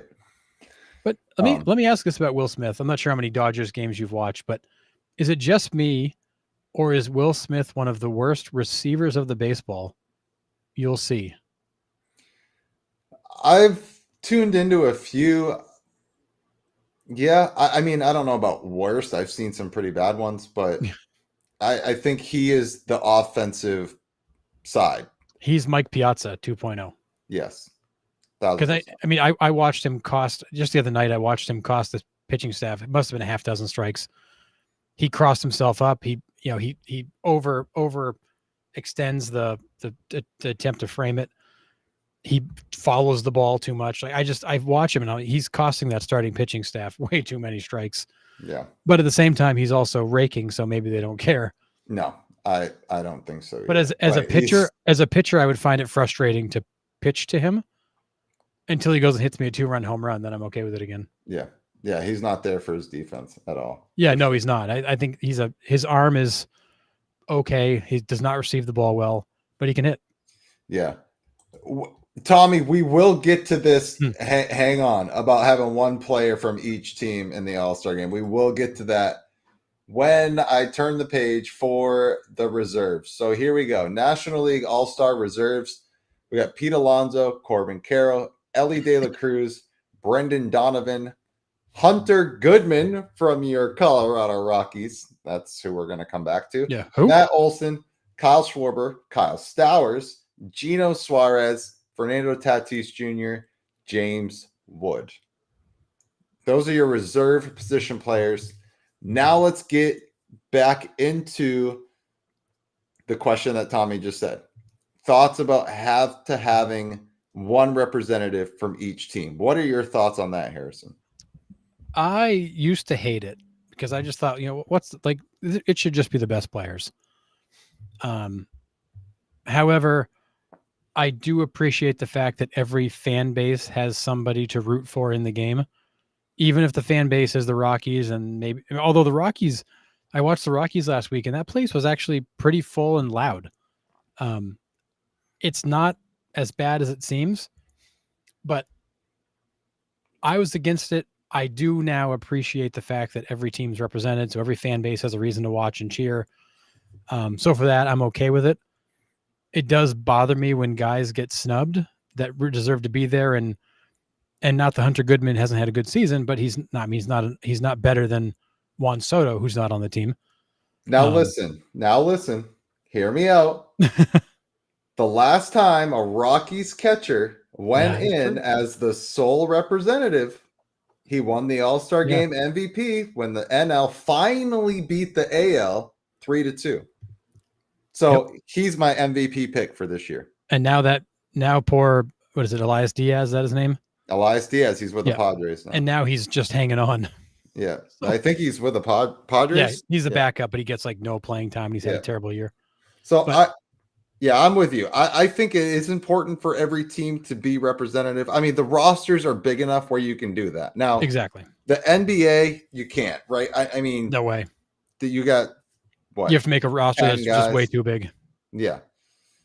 So I mean, I'm okay with it. I really am. I mean, you got 15 teams in each league, and you got what 24-ish spots. You can be a little lenient at the All-Star game, probably. So I'm for it. I think that's okay. What is the one name that sticks out to you that's not here, Harrison? The one I just mentioned, Juan Soto, who's not on the All-Star roster. Yeah, that one. Second highest OBP, and he's not on the team. Huh.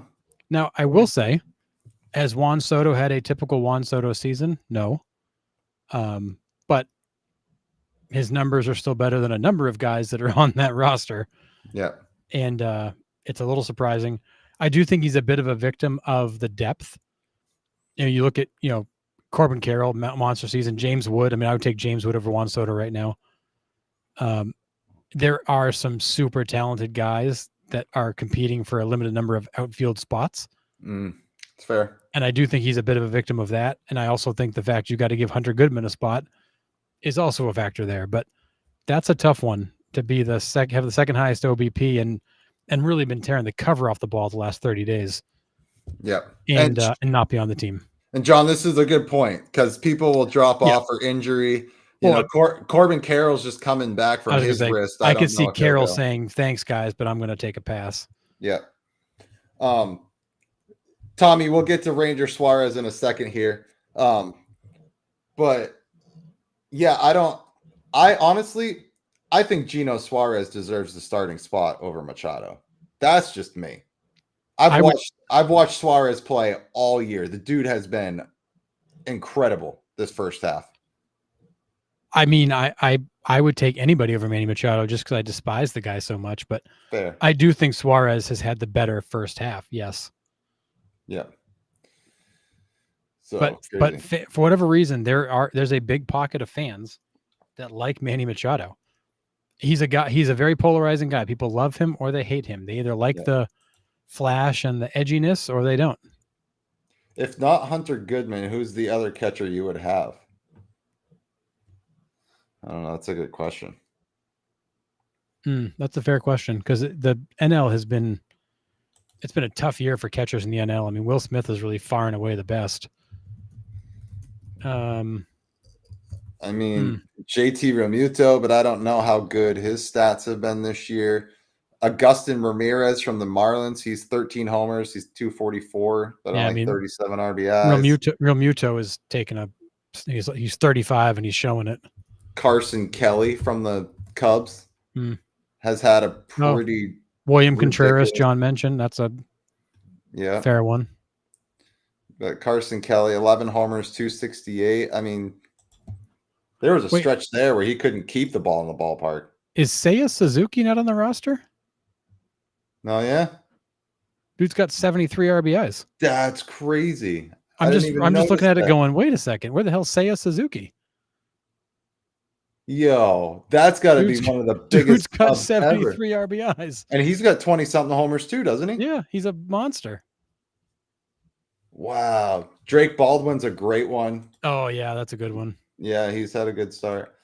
Yeah, how is Suzuki not on this roster? I honestly had completely blanked on the fact that because I saw the Cubs players and moved on. Wow, that's a great one. Yikes. Yeah. Wow. Okay, well. That one's mine. Yeah, Tommy, Realmuto's been garbage offensively. He's still great defensively. Yes. His pop time, everything. I mean, he's not, you can definitely see a little bit of a fade on his defense, but it's the offense that's really taking the hit. Yeah. And Chad, yes, got to have that guy from every team. Yeah. And again, like I said, Goodman's had a good season. Like I'm not picking on him because he doesn't deserve it. It's just, it's like, well, geez, yeah, you've got to represent everybody. Yeah. All right. The pitchers for the NL: Jason Adam, Matthew Boyd, Edwin Diaz, Mackenzie Gore, Clayton Kershaw, Freddie Peralta, Robbie Ray, Randy Rodriguez, Chris Sale, Paul Scanes, Logan Webb, Zach Wheeler. Now back here, Tommy just said Ranger Suarez. He thinks got snubs. But my question is like, who does he replace? Like, whose spot does he take out of those starting pitchers there? Well, it's hard, and I would even look at the Phillies, and I would go with Christopher Sanchez. Yeah, I mean, he's been insanely good for them. But I mean, Clayton Kershaw, maybe. I mean, he was. I feel like Kershaw, that's like a lifetime achievement award. Yeah, which always happens. Yep. I mean, it's hard. I mean, Chris Sale has not been as good this year. He's also been hurt. You could maybe make an argument that Sale was not a great choice because he's likely going to say no thanks anyways. Right. Kershaw doesn't make any sense. I mean, Diaz has been great. Mackenzie Gore has been fantastic. Peralta's been good. Skeens, Webb, and Wheeler are self-explanatory. Yeah. I mean, I don't know. There's nobody that I look on that list and go, oh my God, they shouldn't be there. Right. But yeah, Sale's in the 60 days, so he won't even be there. Yeah. So I think that's kind of a waste to pick him. Logan Webb is an absolute machine. I watched him pitch last night. He's like a pitching machine. It's crazy. Just rolls through lineups. It's not even. And you know he's going to throw the sinker. You still can't hit the damn thing. Yeah, and he goes 7 innings. Goes 7+ innings every start. And he thinks farts are funny, which is always classic. He almost had a Maddox against the Diamondbacks the other day. He was going into the 9th inning with 79 pitches. It was incredible. His highest pitch total at that point, I think, was 9 pitches in 1 inning. He was just rolling through them. Yikes. It was unreal. And Chad, yeah. So there's the player voting, but also the managers get some sand reserves. And Kershaw makes sense because Dave Roberts is the manager, and it's probably more of a. That's what I meant by kind of a lifetime achievement award. It was Dave Roberts taking care of one of his guys.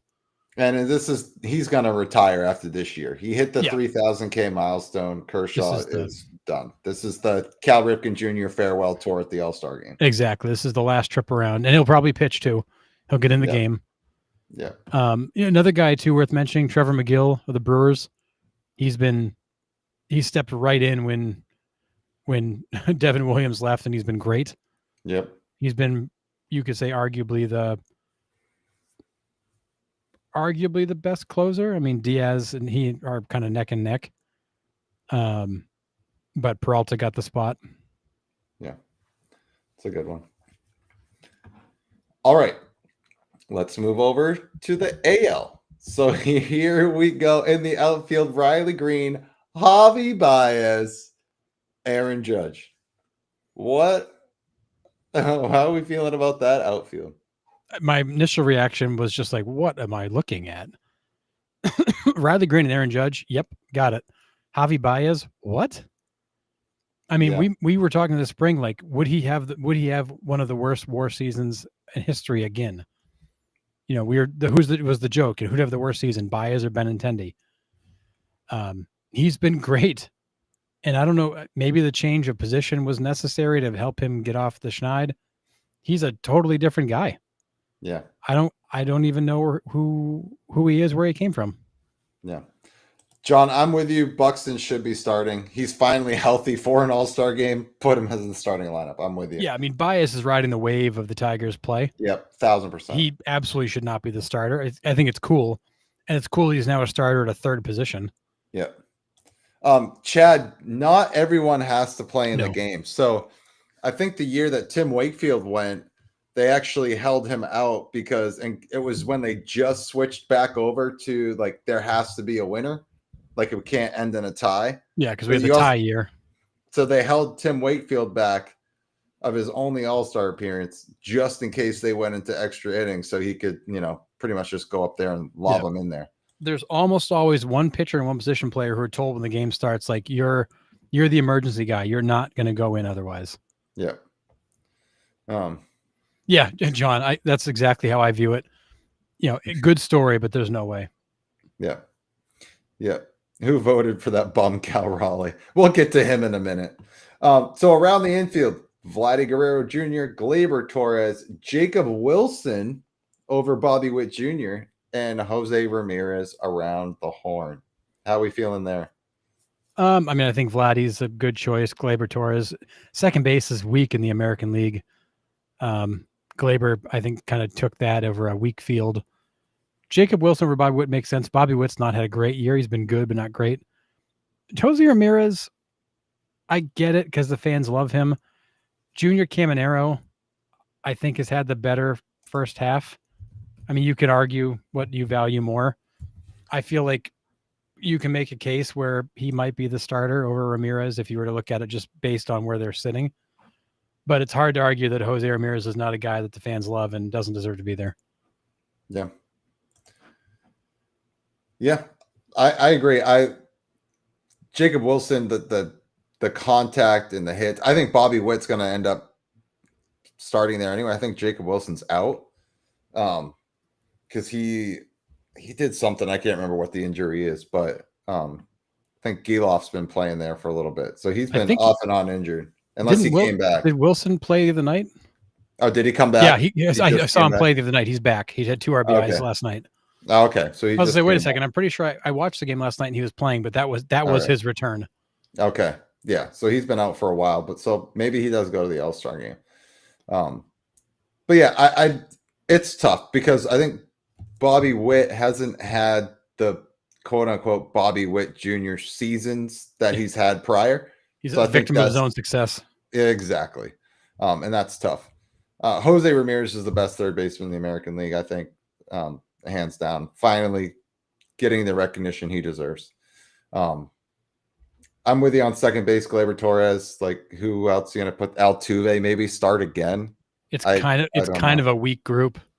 Yeah, agree.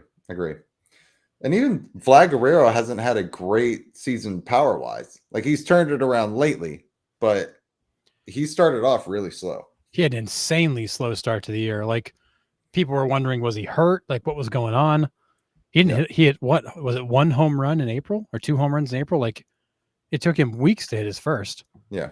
And Chad, I'm with you here. Jacob Wilson being the starter ends any debate of AL Rookie of the Year. Yeah, that's done. It's over. Yeah.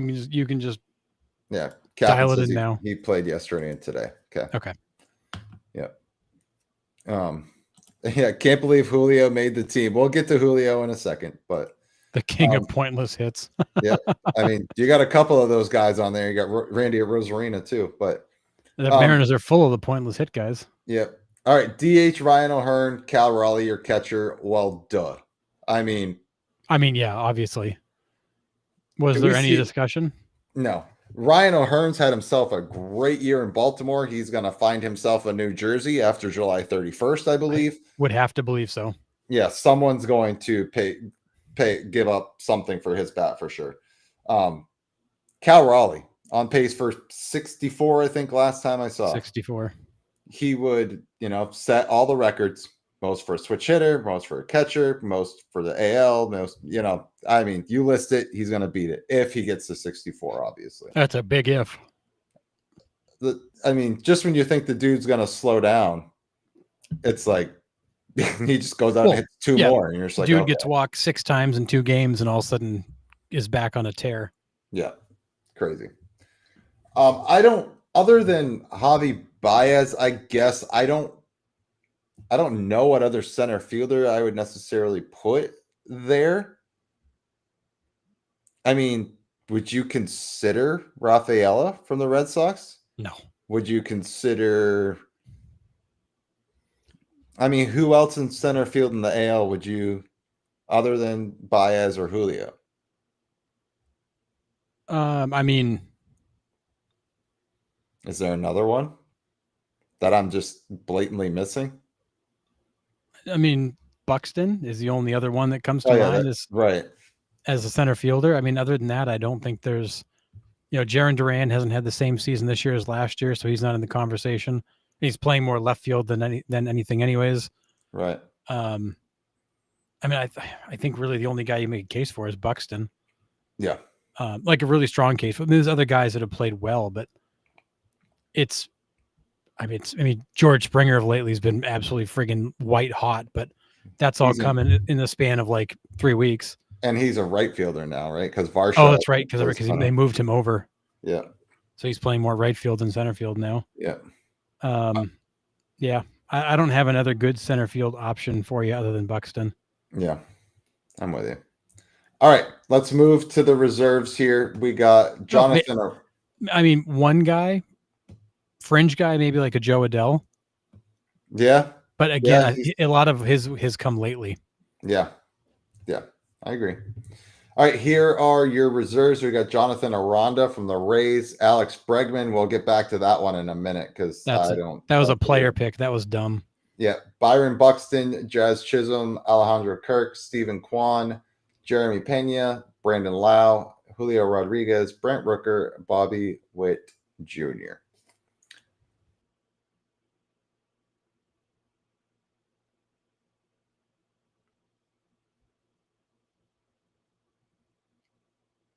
Oh, looks like we might have finally lost Nick to the weather.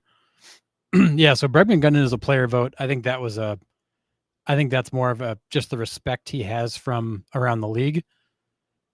I think the rest of these I agree with. I'd be curious, chat, your opinion. I really thought Junior Caminero should have gotten some consideration. And I feel like he might have lost out to Lau, his own teammate. I mean, maybe Aranda has had a massive season, but Lau, he might have lost out because, being his teammate there.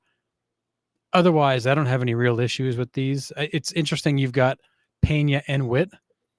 You've got a bunch of shortstops, which I'm guessing they're going to flex those guys between other positions.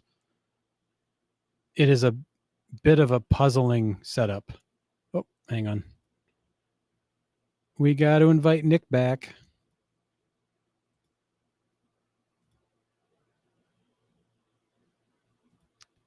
Where did that go? Oh, Quan. Yeah, Quan. I honestly did not give him the consideration he deserves. Quan absolutely should be starting. Buxton or Quan should get the start over Baez. That would make a lot of sense.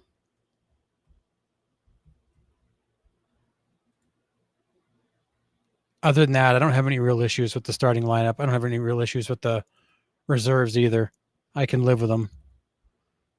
I do think Caminero should have gotten more consideration. I think he should have been there over Bregman. That was a player's choice, which I think just guys respect the hell out of Bregman. That's an I mean, I think that National League roster is loaded. The American League roster they're not chumps, but I definitely think that National League roster is better. Hello.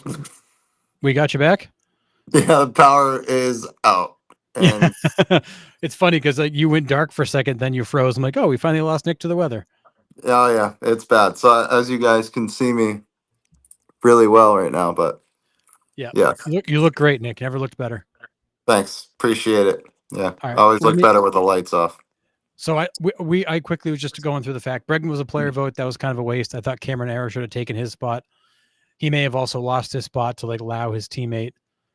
And then we did talk about the fact that Quan would have been a good starting option over Baez. We didn't mention him. Yeah. But otherwise, I don't have any real beefs with the American League roster. No. So what is your thought on who comes out on top? Who does have the best roster out of those two? I think if you look at it, just strictly lay the rosters side by side, I think the National League's got the better roster. I think so. But we've seen year after year after year that it doesn't matter. You'll have some weird thing happen in the game, and all of a sudden you've got an outcome you didn't expect to have. But I definitely think that National League lineup is loaded. Yeah, I agree.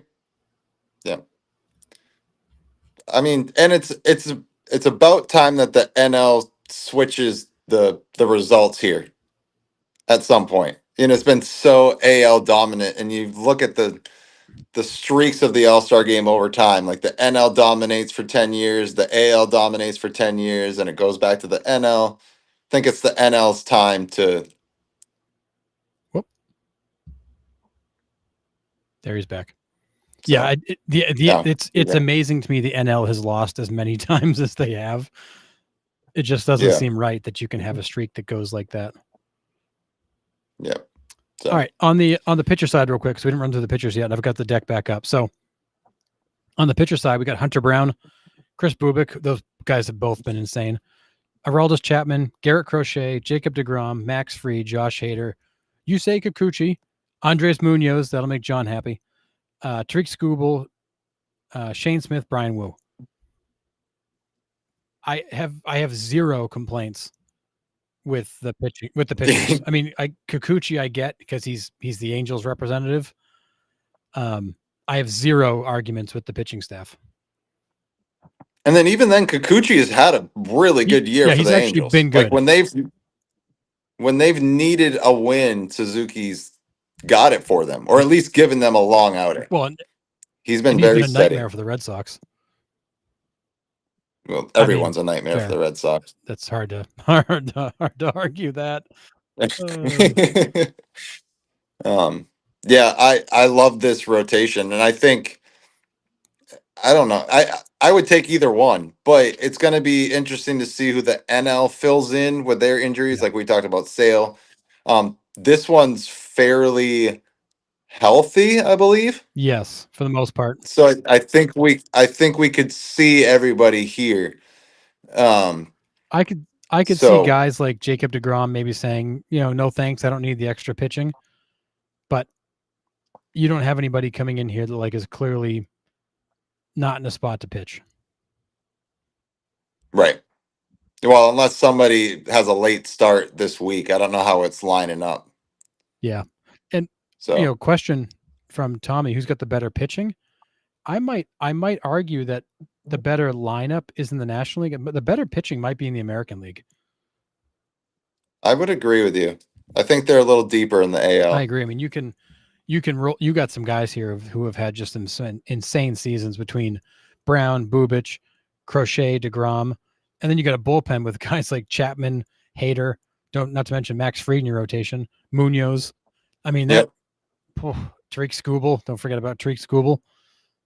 It's insane the depth that the American League has on this roster. Yeah. Yeah, it'll be interesting to see how it shakes out, who they're going to name for starters, because they probably won't name starters until Thursday or Friday. Yeah.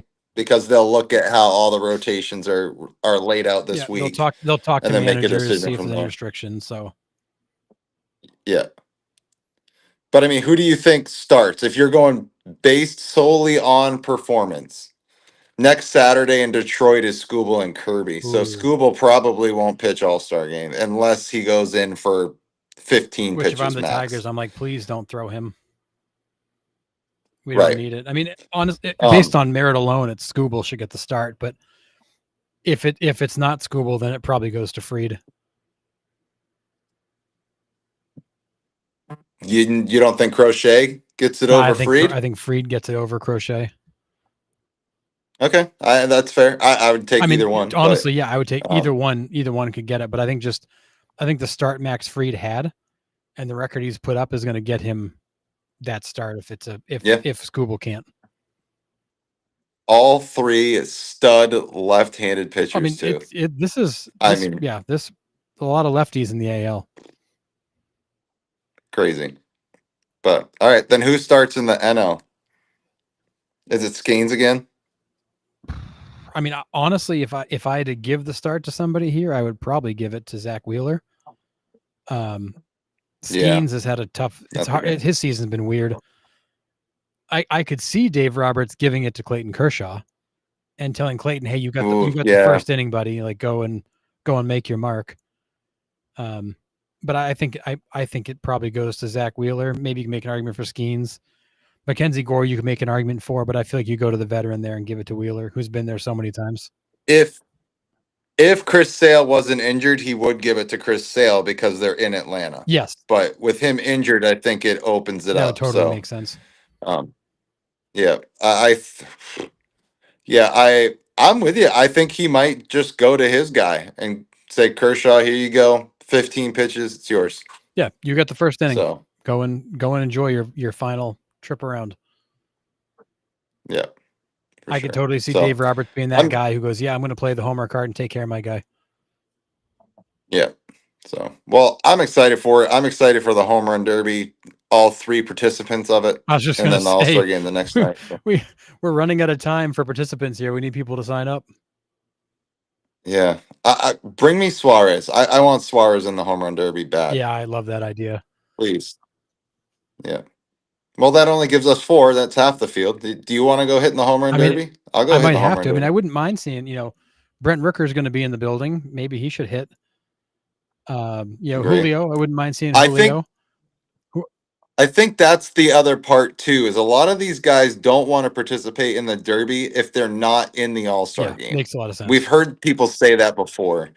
So maybe some of these guys do sign on now that they have. Oh, hey, all right. Let there be light. He's back. So now that they know what the roster is, maybe we'll have more participants this week. And then in the NL, you've got Alonso's going to be there, Olson's going to be there, Schwarber's going to be there.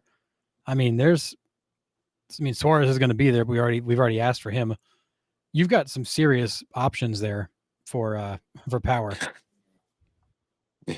Captain, can I do it with a 3-wood? I mean, in Atlanta, you might need a driver. I mean, that place, there's some depth in parts of that ballpark. And I agree, Tommy. Sure. I don't make the comment about taking care of his guy anything other than the fact that I think that Kershaw has earned the respect around the league to get that kind of treatment. And you're right. They have taken good care of him. And I don't think anybody would hold it against Dave Roberts for putting him on the roster or giving him the start. And I honestly think that there would be guys on this NL team that would tell Dave Roberts, like, it's okay, you should do that. because I think Clayton Kershaw has that level of respect around the league that people would be totally okay with him getting that lifetime achievement treatment. Yes, I'm with you 1,000%. I don't think anybody will bat an eyelash. He's well respected around the league. Everybody loves him. He's a good guy for what it seems from the outside looking in. Yep.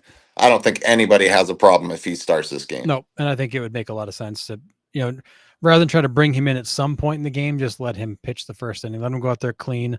Let him get it kicked. Let him get it kicked off.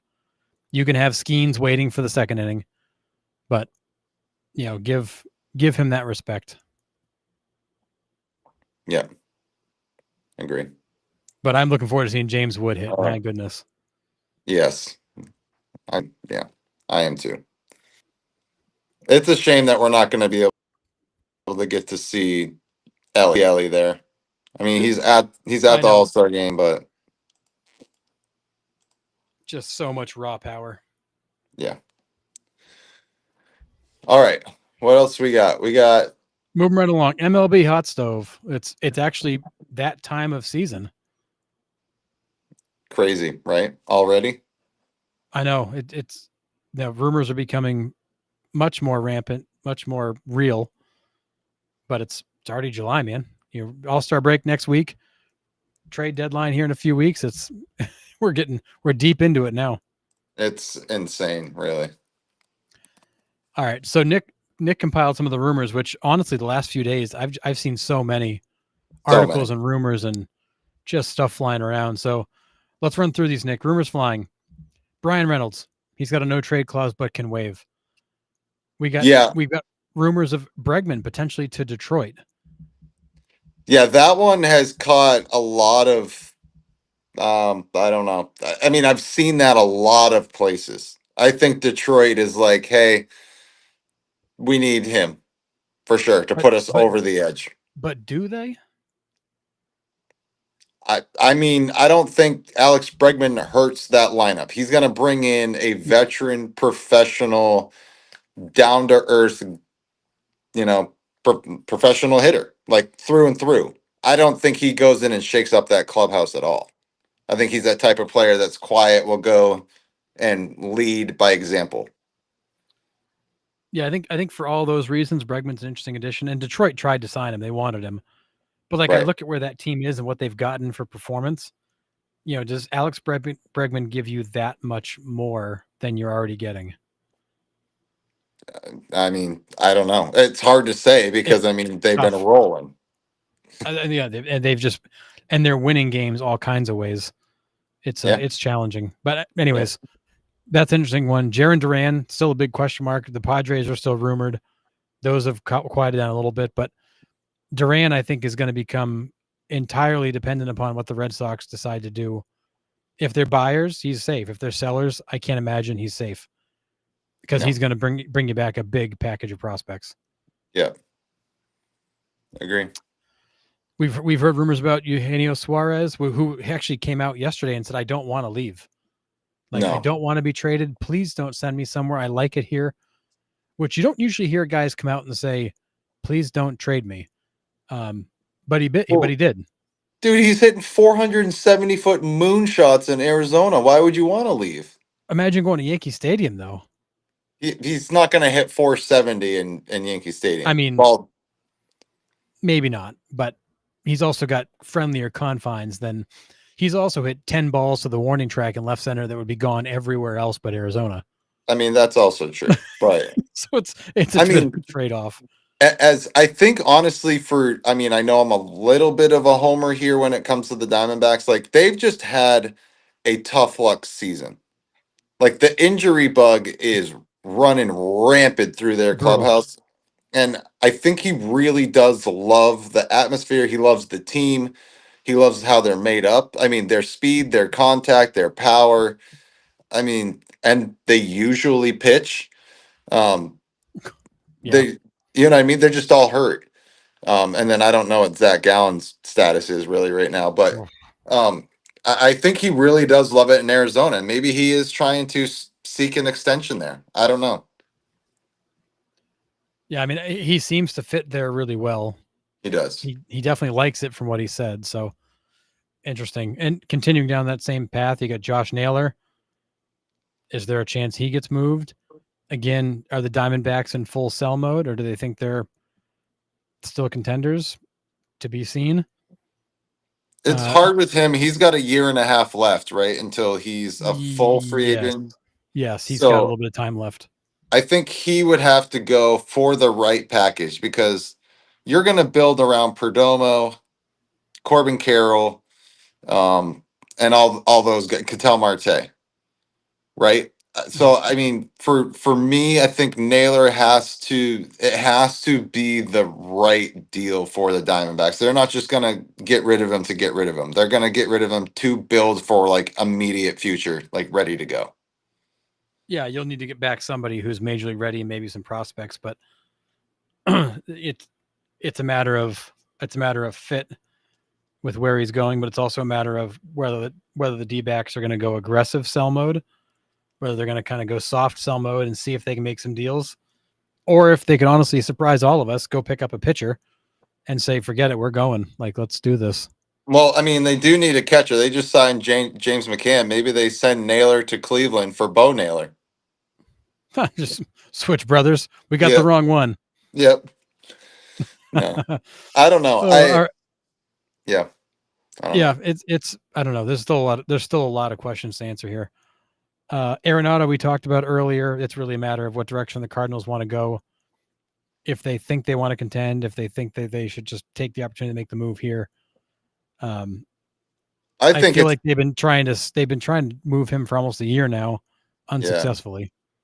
I think it's 80-20 he goes. I think, like you said earlier in the show, I think the Cardinals are going to try to start the sort of the rebuild. And you got to get rid of that one. Yeah, you can't continue to just drag that contract if you want to actually start over. Yeah. Ryan McMahon from the Rockies. He's really the only piece that they've got. Yeah, and I think he's up for grabs. I think the Rockies will listen to anybody and everybody. Do you think they would entertain a trade for Tovar, or is he the guy they're going to build around? I don't know. Rockies are hard to judge. I mean, where are they really going? I think they would listen to everybody, honestly. I don't think anybody's untouchable for the Rockies. Probably fair. Yeah. I don't know. I mean, they're not winning anytime soon there. What they're doing ain't working. You might as well just stockpile and keep going. Yeah. Chad asked in the chat, do the Cubs enter the Bregman conversation? No, I don't think they want to take on that payroll. I think they're content. They've gotten enough out of. I mean, Bush has come back around. He's been really good. Crazy. Which has filled the hole in that lineup. I think they've gotten enough that they're probably not looking to add payroll. Yeah. I think if the Cubs do anything, they might be looking for bullpen reinforcements or things like that, but I don't think they're looking to add a bat necessarily. Yeah, Captain, there's no direction in Colorado. That's 100% true. We don't know what the hell they're doing. Neither do they. Freddie Peralta I find interesting. If the Brewers are in it, would you make that move? Would you attempt to move Peralta if you actually think you're going to be a wild card team? Because it looks like as things stand now, the Brewers are pretty well positioned to continue to just kind of cruise along and grab a wild card. I think for them, they got to. It's kind of like our Xander Bogaerts situation a couple of years ago. Like, do we want to get something for him in return for a team that desperately wants him and will overpay for him? Or will we just let him go to free agency and get the conditional pick later? Know, you have a couple options there. So I don't know. I think it depends on what the Brewers think their chances are of actually making a run again in this NL gauntlet. Yeah, it's fair. I'm just going to run down this list on the right-hand side. So it's a lot of pitchers, a couple position guys, but you got Merrill Kelly, Sandy Alcantara, Ryan Helsley, Cedric Mullins, Zach Gallen, Edward Cabrera, Zach Eflin, Luis Robert Jr., Many of those names we've been hearing for a little while: Alcantara, Eflin, Robert, Yeah. Gallen, and Kelly. I think are more about what the Diamondbacks think they're going to do. Mullins would make sense to move for the Orioles because I don't know that they have any intentions of re-signing him. And I think Eflin's in the same boat. He's on his way out anyways. Yeah. But the two that are worth mentioning here at the back end of the list. So I caught an article yesterday. Ronald Acuna. So there's a lot of rumors ramping up in Atlanta that they need to make some changes because they're just not, something's not right there. And what's rumored is that Ronald Acuna Jr. is potentially available, and they would ideally want to package him with Sean Murphy to get rid of that contract. Murphy's got 4 years left on that 6-year, $73 million deal that he signed. And interestingly enough, one of the front runners that's emerged over the last few days is the Boston Red Sox, looking at a package of Acuna and potentially Murphy. It's obviously still very early, trade deadline still weeks away, but rumors around Acuna have picked up. The Red Sox are apparently in the middle of it. That would certainly be what we consider to be a blockbuster that we don't see very many of. Yeah, just a wee bit blockbuster there. Yeah. And you're talking that's Duran or Abreu going back. That's probably one of the big three. Maybe not if you take on Murphy's contract. It's other prospects. Like that's going to be a big haul because those guys are both signed for a while. Yeah, that's going to be a 4 to 5 person deal. That might be bigger than the Juan Soto deal, for sure. It might be because Acuna's contract is also not unfriendly, if I recall. I'm pulling it up. Yeah, so he signed an 8-year, $100 million deal. He signed through the 2028 season at $17 million. Yeah. That is a no-brainer deal. Now, granted, 2 knee surgeries. He's missed 2 of the last 3 years. Same thing with Murphy. Same thing with Murphy. A lot of injuries. So you don't have a great injury history with either one of these guys. But a $17 million contract for Acuna's production for 3.5 more years. That's kind of hard to argue that you wouldn't want to snap up that deal. And oh, by the way, he's a free agent at 30, and you'd have the inside track to keep him if he's performing. Right. I don't see how this might actually end up being a bigger deal because you're getting 3.5 years of very affordable control of Acuna, who does everything. With us being Red Sox fans, would we support the deal if it happens? Yes, It depends on the package. I would not support a deal that includes more than one of the big three. Yeah. I would not support a deal where the Red Sox give up multiple top-level prospects and eat Murphy's contract because that contract will hamstring them. Yeah. But otherwise, yes, I would support it because I think the addition of Acuna, that fills your Devers hole. It also gives you that personality guy you had with Mookie, kind of the guy that is in that clubhouse keeping things light. Yeah. Murphy's a very strong veteran leader. He's not a bad pickup. Catcher's been a weird position for the Red Sox. Yeah. So yes. For me, if you're taking Jarren Duran or Willie Abreu, you cannot take Roman Anthony. No, Roman Anthony's off. If you get one guy off the major league roster between Duran and Abreu and Anthony, you can't have more than one. Right. Now, I might think about Duran and Meyer. Now, I know Meyer's potentially your shortstop of the future. I get it. But I might be thinking about that. Well, and I think the Braves would like a shortstop back. Yes. And I think if you look at, they had Arcia getting kind of cut because he couldn't perform. That's been a problem for them all year. I could see them wanting a guy like Meyer in return. I'm okay with them taking, Abreu or Duran and Meyer. But I would be, after that, it's going to be, A level, high A level prospects. You're not getting AAA guys after that. Yeah. Who would we give up? Who would be the guy you give up for the Sox? The contract for Murphy will be the sticking point. Yeah. Braves could be. Yeah. And then Narvaez would probably have to go in that deal as well. Or do you send Connor Wong and keep Narvaez? Well, because they already have two young catchers there. Yeah, I don't think the Braves are going to want a catcher back because they've got two young catchers they'd rather give the playing time to. It's because it's Drake Baldwin and Trump, or what's his name? Is it Trump? Chadwick Trump? Chadwick Trump, yeah. Yeah. For me, I mean, Campbell. Do you send to him with Duran or Abreu?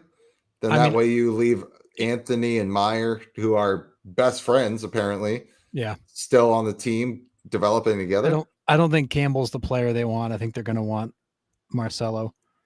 And honestly, like if you can get Acuna and it only costs you Abreu or Duran with Marcelo, I think you're okay with that. And then after that, you're going to give up some guys down in A-ball that are, probably never going to see the major league field anyways. Yeah. I'm okay with that because you're getting Acuna at an affordable price. You're getting him for basically half the price of Devers, which gives you the ability to go out and make other moves. Yeah, fair. And who knows if Bregman's ready and stays, doesn't end up moving at the deadline and wants to stay in Boston. Yeah. I mean, that's a pretty solid right there, Acuna and Bregman back to back, with Duran hopefully finding it, setting the table up there. Yeah, I mean that would be sweet if they could piece that together. Yeah. What could you get for Narvaez or Wong? I mean, by themselves, probably not a lot.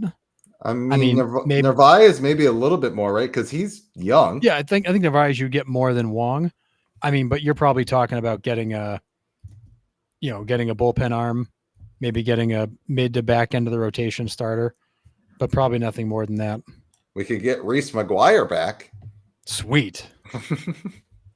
Let's go get Danny Jansen back too and just put the band back together. Yeah, right. Brutal. I mean, I like Narvaez. I do too. I think he has a lot of upside. He has done some great things for the Sox, come up with some pretty big hits and big key situations for them this year. He killed the Yankees, which made him feel good. Yep. I think he's got a lot of upside. Yes, I would like to hang on to him, and I could part with Wong. I could, and just wash our hands with Mookie Betts completely. Like we'd be completely done with it. Yeah. Well, I mean, or you look at it as you sacrificed Wong for Acuna, and really now it's, you're trying to fill that Mookie Betts hole by going to get Acuna. Yeah, fair. Don't hate it. But yeah, so this is, it's all going to depend on. I think we got the Cardinals need to figure out what the hell they're going to do. The Diamondbacks got to figure out what they're going to do. The Braves got to figure out what they're going to do. But I do think you could have some activity. It's just going to be a matter of whether or not these teams decide that they are for sure out of it and they want to move on. Yep, I'm with you. This could be a deadline, another bust of a deadline, or it could be a good one. Yeah, rumors flying everywhere, nothing happens. I mean, which we've seen it so many times. Seems like the last forever. I can't remember the last big trade. I can't. You're going back years. I feel like we've been disappointed at the trade deadline every year of the podcast. Yeah. I think the big deal last year is what Flaherty to the Dodgers.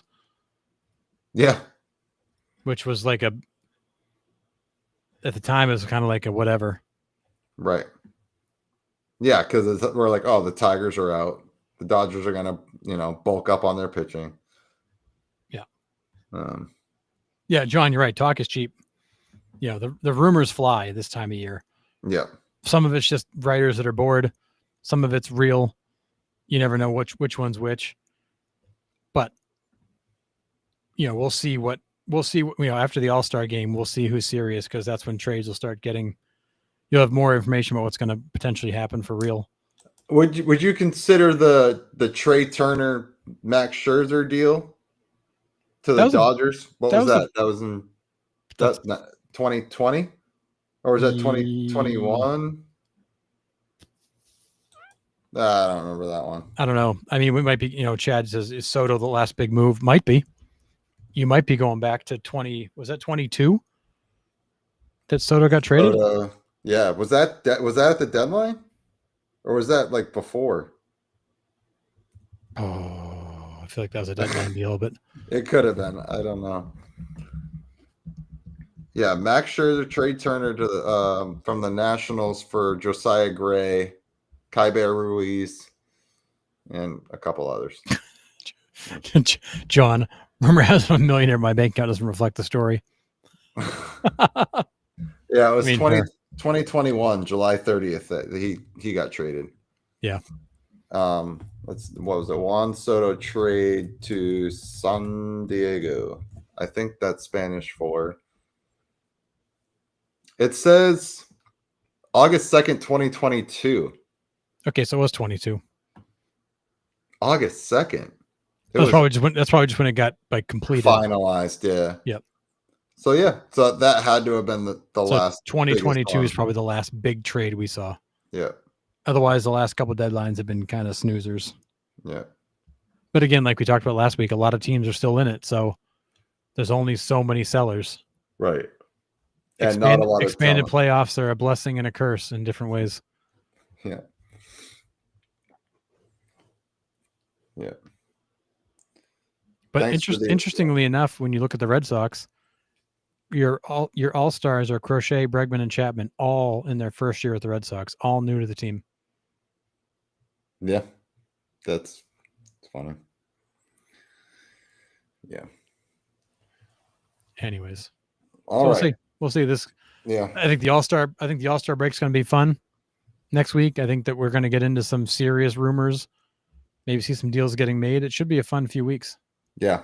We will be live watching the Home Run Derby next Monday. So we'll still have our regular, Jeopardy on Wednesday, live show on Thursday, live show on Sunday, and then we'll be right back on Monday night watching the Derby live. So we will be on a lot within the next week here. So keep your eyes peeled.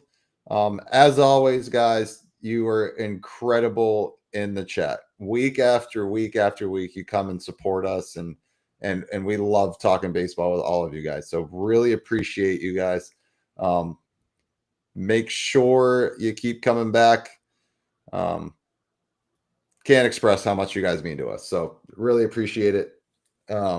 And yeah, we'll be back on Sunday. Sorry. Thanks for sticking with me through the storm as well. Appreciate that. A little blacked out there for a minute. But yeah, we'll be back on Wednesday. I already got the Jeopardy game queued up, ready to go. So There's some Wednesday. Fun categories too. So yeah, absolutely. It's getting better and better every week. I got my creative hat on for this week for sure. So, so study up. We'll see you on Wednesday. Enjoy some baseball. Until then, have a great night, and we'll see you Wednesday.